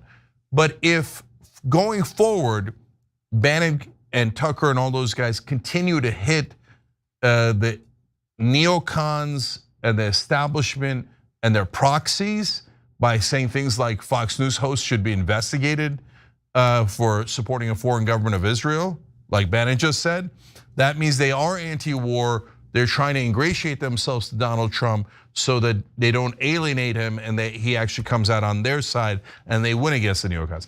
If it turns out Bannon and Carlson and Marjorie Taylor Greene, et cetera, from now on, just go, oh, Trump is right, the war is great, and we understand. He made a case for it, they can't have nuclear weapons, and they become pro-war, then there's no hope for redemption for them on any issue for the rest of their lives. Because then that means they were the biggest frauds that anybody has ever seen. And we're not gonna be overly surprised by that, but it hasn't happened yet. There's no question that they will all have said 1,000 times that they're against war. If they turn around just to lick Donald Trump's boots, then you'll know exactly what their character is. Okay, Sharon, what do you think's happening here? Well, I think part of the problem is when you dance in an untruthful space for so long. I don't know. It's probably the second one.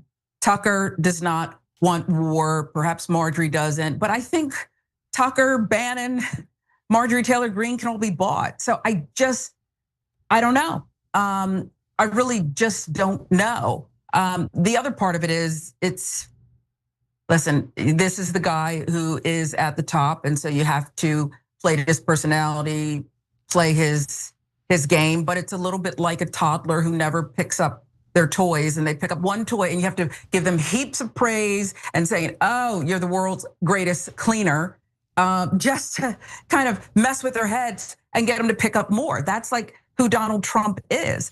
But it's just like a nutty space to me. I don't know who Tucker is. Maybe he's softened, different, I don't know, since the firing from the Fox News channel, or maybe he's up to something. I don't know, and I didn't answer your question, Jack, but it's just hard to tell when people move in spaces that I think have lacked integrity for a high percentage of time. Yeah, just one quick thing before we go to Jordan. He doesn't have to have softened at all. He could be strategizing, hey, if I'm anti-war, and to be fair to Tucker Carlson, he's had an anti-war position now for a number of years, right? He was for the Iraq War originally, then he apologized for that and turned against it. He's been anti-war throughout. But he could also just so be strategic. If he's gonna run in 2028, he thinks most of MAGA is anti-war, now he'll get to say, I told you not to go into Iran, and remember all the other Republicans who said to go into Iran, so I'm the only one you could vote for. And that would actually be well played strategically on the Republican side. Jordan, what do you think? Yeah, I want to point out something about the methodology in both of these polls. I wouldn't say that the one CNN cited was fake per se. It did seem to have a misleading premise, which would goad more respondents into a certain answer. If you notice what Harry Enton was saying, it was if Iran is pursuing or working toward, I can't remember the exact language, a nuclear weapon, they're trying to develop nuclear arms, more people than yes supported a strike. If you look at the YouGov poll, it's just a straightforward, should the US get involved? So when you lay that out, across the board, you do find more Americans who are opposed to Iran having nuclear weapons. But what's important to drive home, and most mainstream coverage, and certainly Hawks will never mention this, US intelligence found earlier this year, and of course Tulsi Gabbard mentioned it in her confirmation hearing, but separately, US intelligence found that Iran had not restarted its nuclear program. They are at least years away from developing a nuclear weapon if they were to pursue the development of a nuclear weapon. So to ask respondents about a current active situation in the Middle East right now under a false premise is deeply, deeply irresponsible and elicits more hawkish responses from those poll respondents. Yeah, I have a couple more points. First of all, that's a terrific point by Jordan about that poll that CNN featured, because it's a giant false premise. It's the exact kind of false premises that CNN did to drive us into the Iraq war. Well, if Iraq has weapons of mass destruction, but they didn't. Every time you said if, people made it seem like they do have weapons of mass destruction. Iran does have nukes, but Iran doesn't have nukes, and our own intelligence has confirmed that they don't have nukes, and they're not anywhere near having nukes. In fact, they don't even have a nuclear weapons program, according to Tulsi Gabbard, at least when she was being honest in congressional hearings before her latest twist into more groveling and ass kissing of Trump, which we reported on earlier in this show. So when they frame it that way, it's like framing it like this: if Iran is going to kill your mother, should we do something about it? Well, yeah, if they're going to kill my mom, we should do something about it. But there's no evidence that they are going to kill my mom.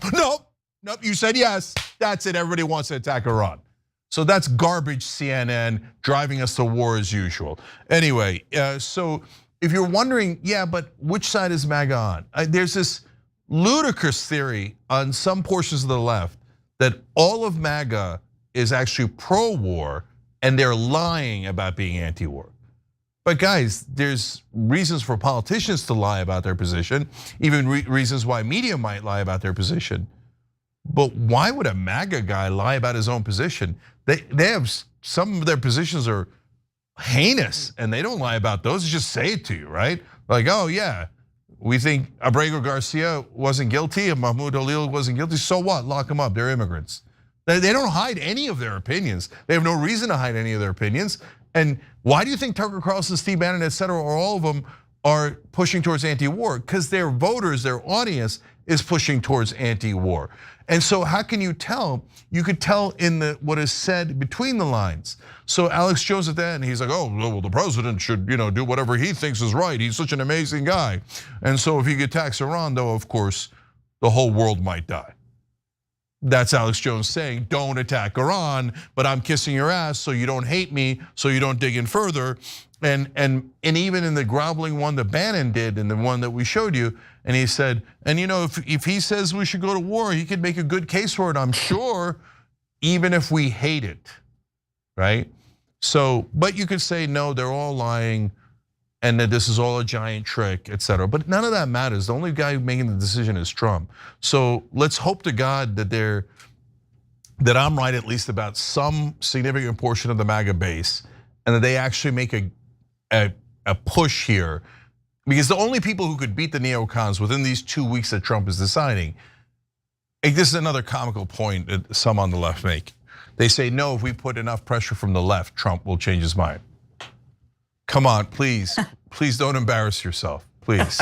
I mean, I would love to have that kind of power. Okay, Trump, make sure you change your mind. He's not gonna listen to the left at all. He's having a contest between MAGA and the neocons. So let's see what the MAGA guys have. If I'm wrong and they actually love war, then okay, great, we'll see it and I'll come out and tell you about it. Or if they're impotent and they say, oh, well, we didn't wanna fight the neocons, and so we were okay with the war because Daddy Trump told us to be okay with it, then the jury will come in on MAGA. And I'm curious to see how that's gonna go. Sharon, last thoughts. Okay, you made me laugh with that one. The left has the power over Trump. The only thing I'll say is this: this fake escalation is so easy to detect. I mean, if this were real, you don't need 2 weeks. This is minute by minute, not even day by day. This is imminent. So this whole thing that in 2 weeks he'll decide, and those people who are the last in his ear can maybe get him to move one way or the other is just, I just find it so silly. If it weren't so serious, it would actually be funny. Jordan? I don't know if the best use of our time is to determine whether or not these people are sincere in being anti-war. Let them demonstrate their values through their actions, right? Yep. They can say what they want, but we'll just believe them when it comes down to when things actually escalate, when we are participating. If they flip and they throw their support behind Trump full-throated, we know them to be liars. So I'm just gonna wait and see for most of these figures. That's a super sensible position, right? And so far, 2 people have proved themselves as actually anti-war. Thomas Massie, and then on the media side, Dave Smith. So the libertarians have come in principled, and bless their hearts. Dave Smith agreed with us that we should unite against the war, so we started unitedagainstwar.com. Please check that out. And what it is it's a pledge to say, I'll never vote for a politician that votes for yes on this war. They're gonna vote next week, and if they give Trump the power to do that, you defeat them in your own primaries, whether you're a Democrat or a Republican. Unitedagainstwar.com.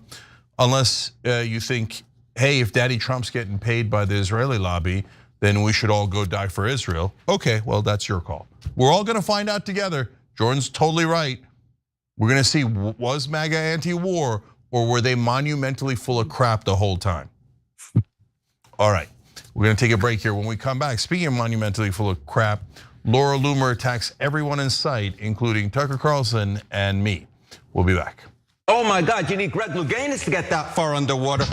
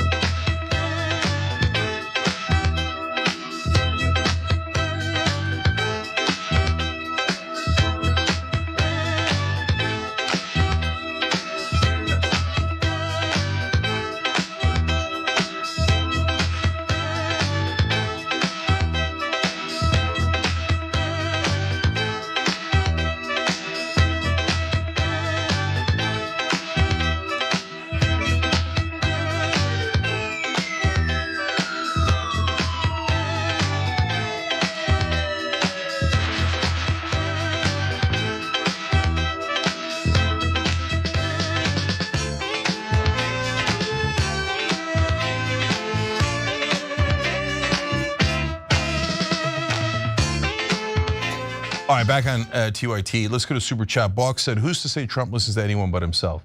No, he listens based on his own self-interest. How's his ratings going to do? Is his base still with him? Who's bribing him? So he listens on things like that. 00083 says, Israel's crying about war crimes. Wait a second. What about all the Palestinian hospitals? Oh, that's rich. Look, we should be concerned about all the hospitals and all the innocent civilians getting hurt. Yes, including the 94% of hospitals that were damaged or destroyed by the monstrous actions of the IDF. Box also wrote, Iran is not using precision-guided munitions. They're just lobbing everything they have in. It was random. No one wants to hear it from Bibi. Yeah, they're not as guided, and then maybe you shouldn't use them. On the other hand, maybe Israel shouldn't have attacked them.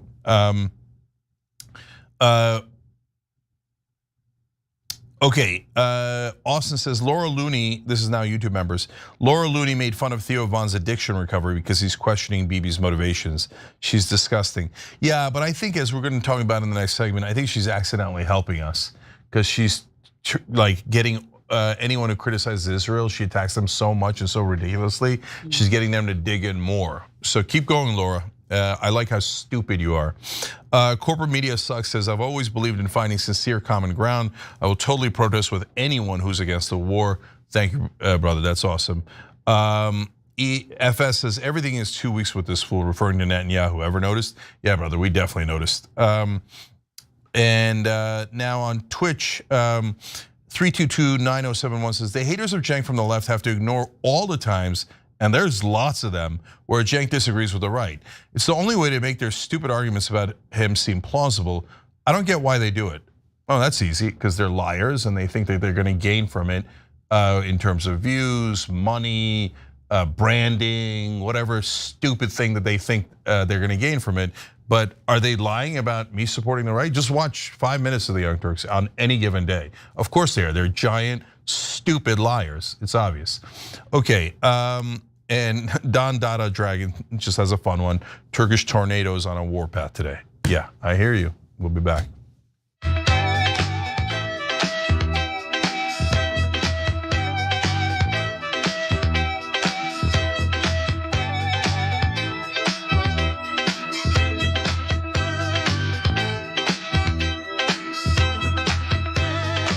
All right, back on the Young Turks, Cenk, Sharon, and Jordan with you guys. Jordan, next story.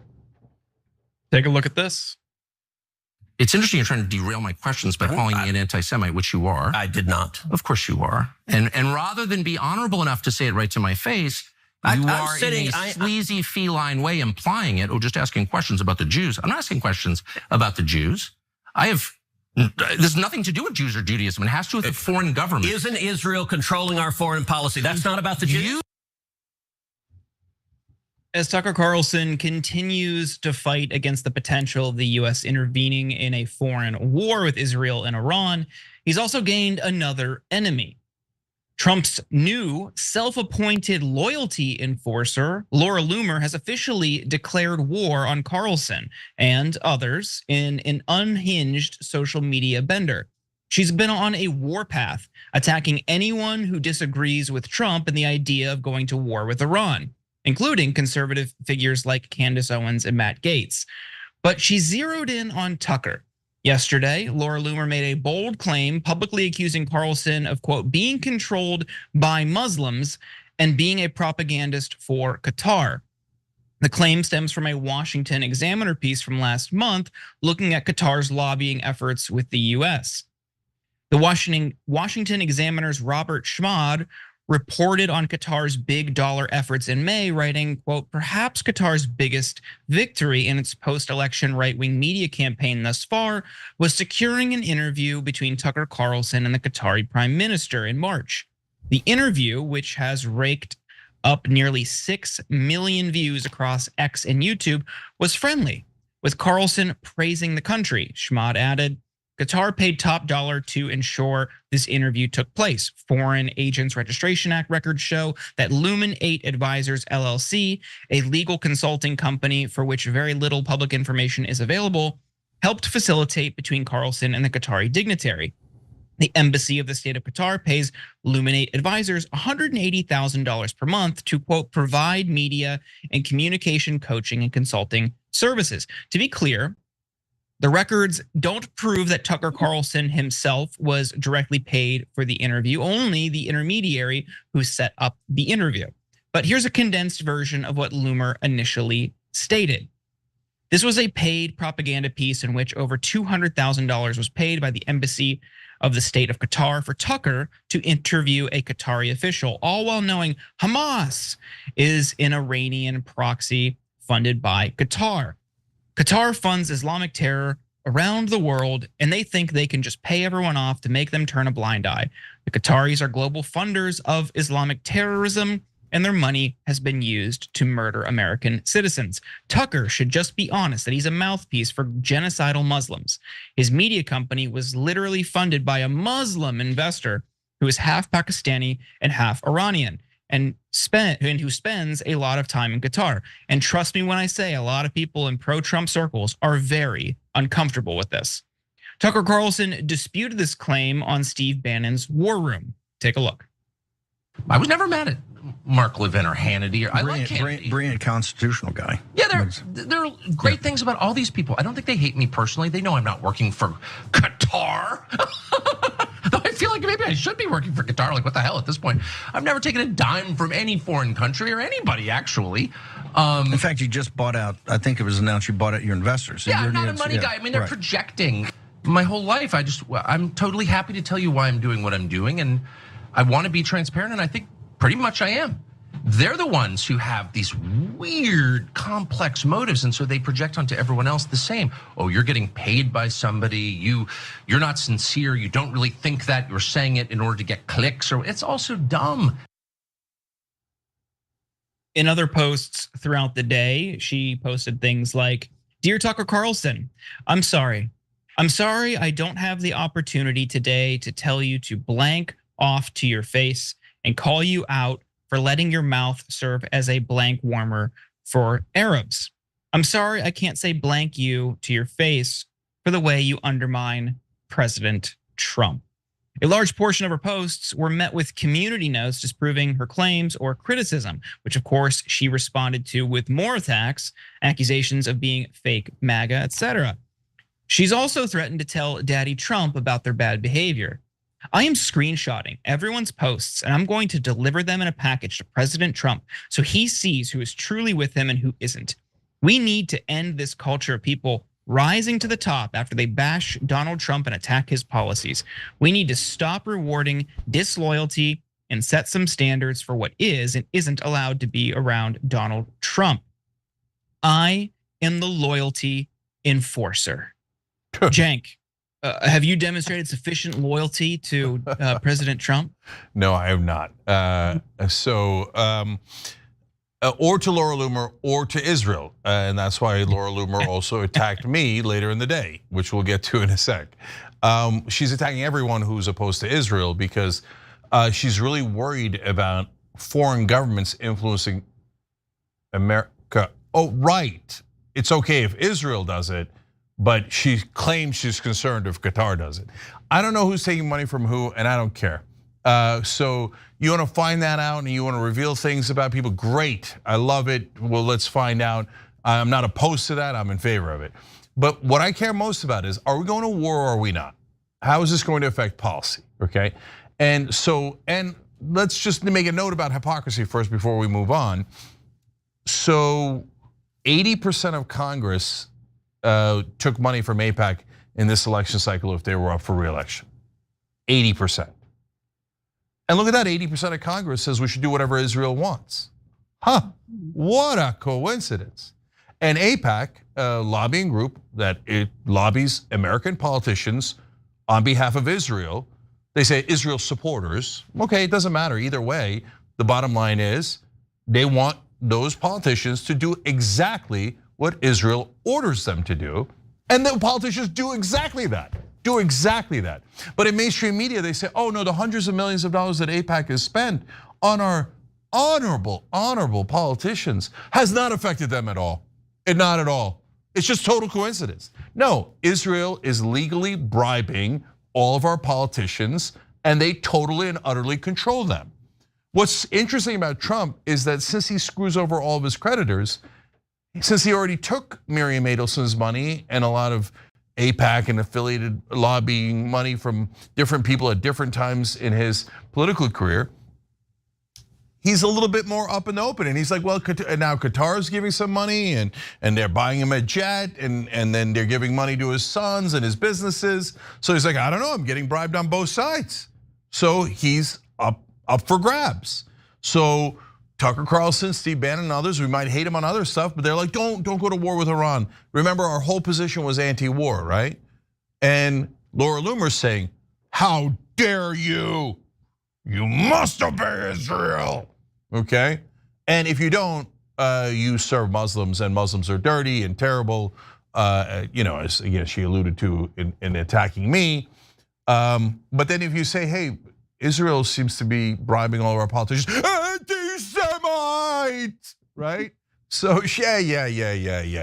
Laura Loomer is one of the most racist, bigoted agents that Israel has. Oh, I'm sorry, I don't know that.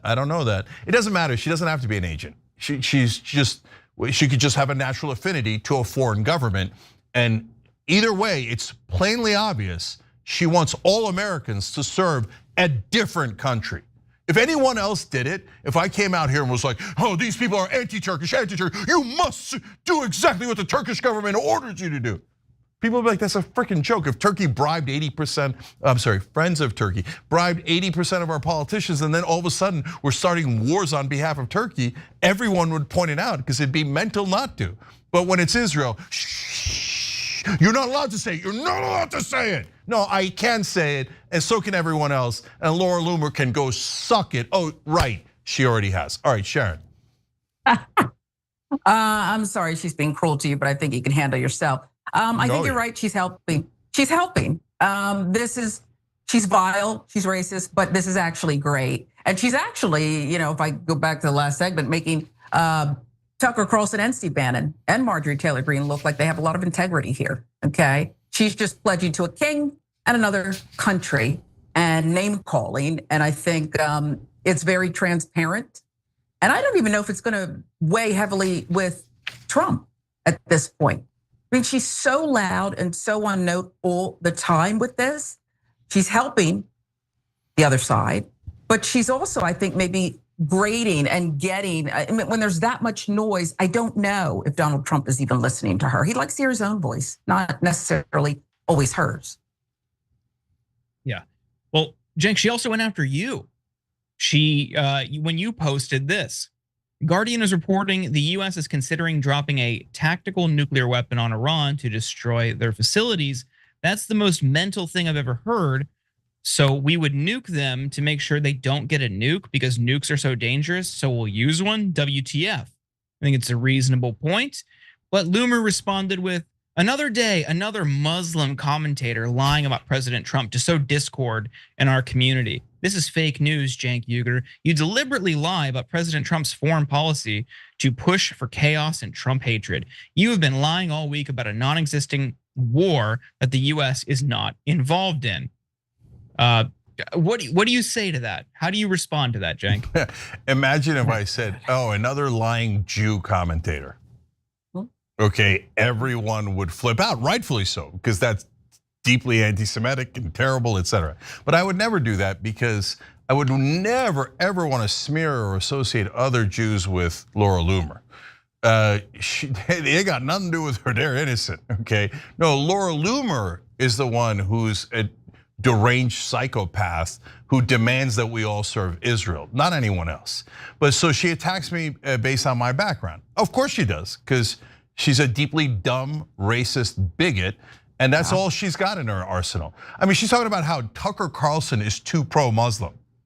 Yeah, the guy who said, I don't really care about Iraq because they're a bunch of monkeys.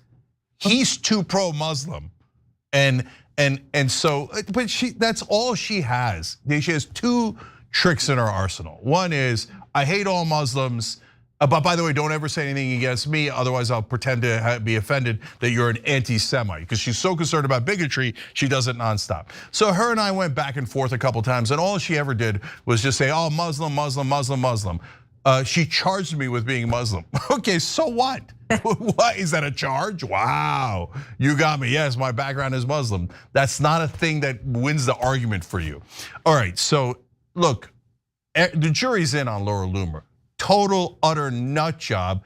Everyone despises her on the left and the right. And by the way, if you're on the left and you think that Laura Loomer speaks for MAGA or the right, you don't know anything. MAGA generally hates Laura Loomer.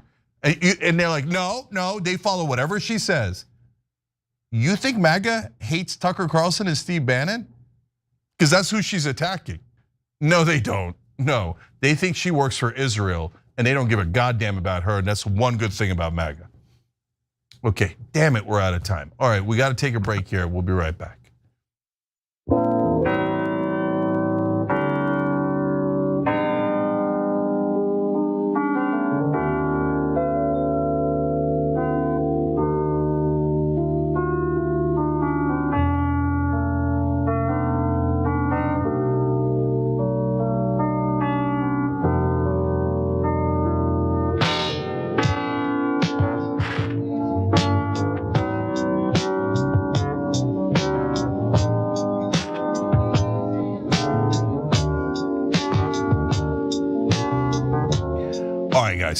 So Brian Oliveira, thank you for joining by hitting that join button below. We appreciate you, brother. You all can do it at tyt.com/join. Make sure you're checking out the Gaza journalist screening that we're doing next week on June 26th on Thursday night. I'm going to be there. Gaza journalists under fire. It's a Brave New Films documentary about the Gaza journalists who've been murdered by Israel. So come check it out with me. It's free screening. tyt.com/event. Make sure you're signing the petition, unitedagainstwar.com. Don't ever vote for warmongers, whether they're Republicans or Democrats. Go vote against them in the primaries, and that's the pledge.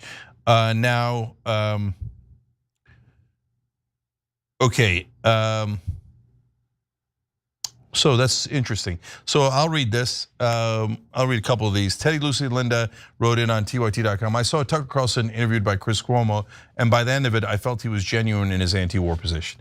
Look, whether he's genuine or not, he's definitely anti-war. Like, that's what he says every day on his show. He eviscerated Ted Cruz on it. He's fighting Laura Loomer on it. Even if you think it's a trick, it doesn't really matter because that's what he's telling his audience every day. You should be anti-war, you should be anti-war, you should be anti-war. So I'll take it and run. Almost never happens. So Little Mac McGee wrote in, that is 100% true. I don't watch TYT every day, but I watch almost every day. And it amazes me when I do my best to check out the other shows to not be in a bubble and see them critique TYT. What always happens, now I haven't read the rest, so I'm super curious to see what happens. Okay, they cherry pick one or two segments, cut it off, take it out of context, and attack it. If I could magically make one thing happen, it would be to make any person who watches a segment of TYT be motivated to actually watch a full show. Yeah, if you're seeing people take parts of our clips, you should go watch the whole clip, and then you'll see what gigantic liars they are. And how they've like set up a little cottage industry. Oh, I'm gonna make some money by attacking let's attack the left.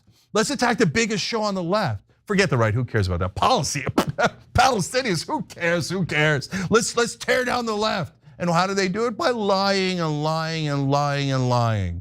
So like people keep getting surprised. Oh, you're against Trump? Watch 1 minute of the Young Turks. But of course, and what'll they do? They'll just take this out of context. They'll take everything out of context. And then they'll giggle like little silly girls and be like, we're destroyers and we're liars, Okay, and that's them. They're little bitches who have nothing better to do with themselves other than circle jerk each other. So have I been clear enough? Okay, so try to actually care about policy. Try to care about the things that happen in the world, instead of about lying about other human beings for no goddamn reason other than your own personal financial gain, you goddamn bankers.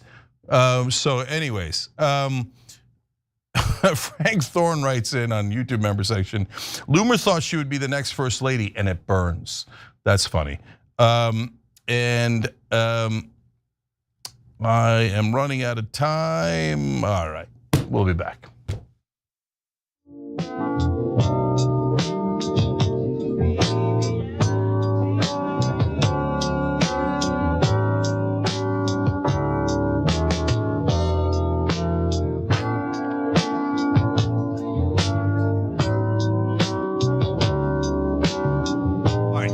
back on the Young Turks. Unfortunately, we're totally out of time. But members, that's the whole point of membership. You're gonna get a whole bunch of news stories, including Alligator Alcatraz, a new idea by a dumbass Republican. TYT.com/join or hit the join button below. Members, we'll see you there.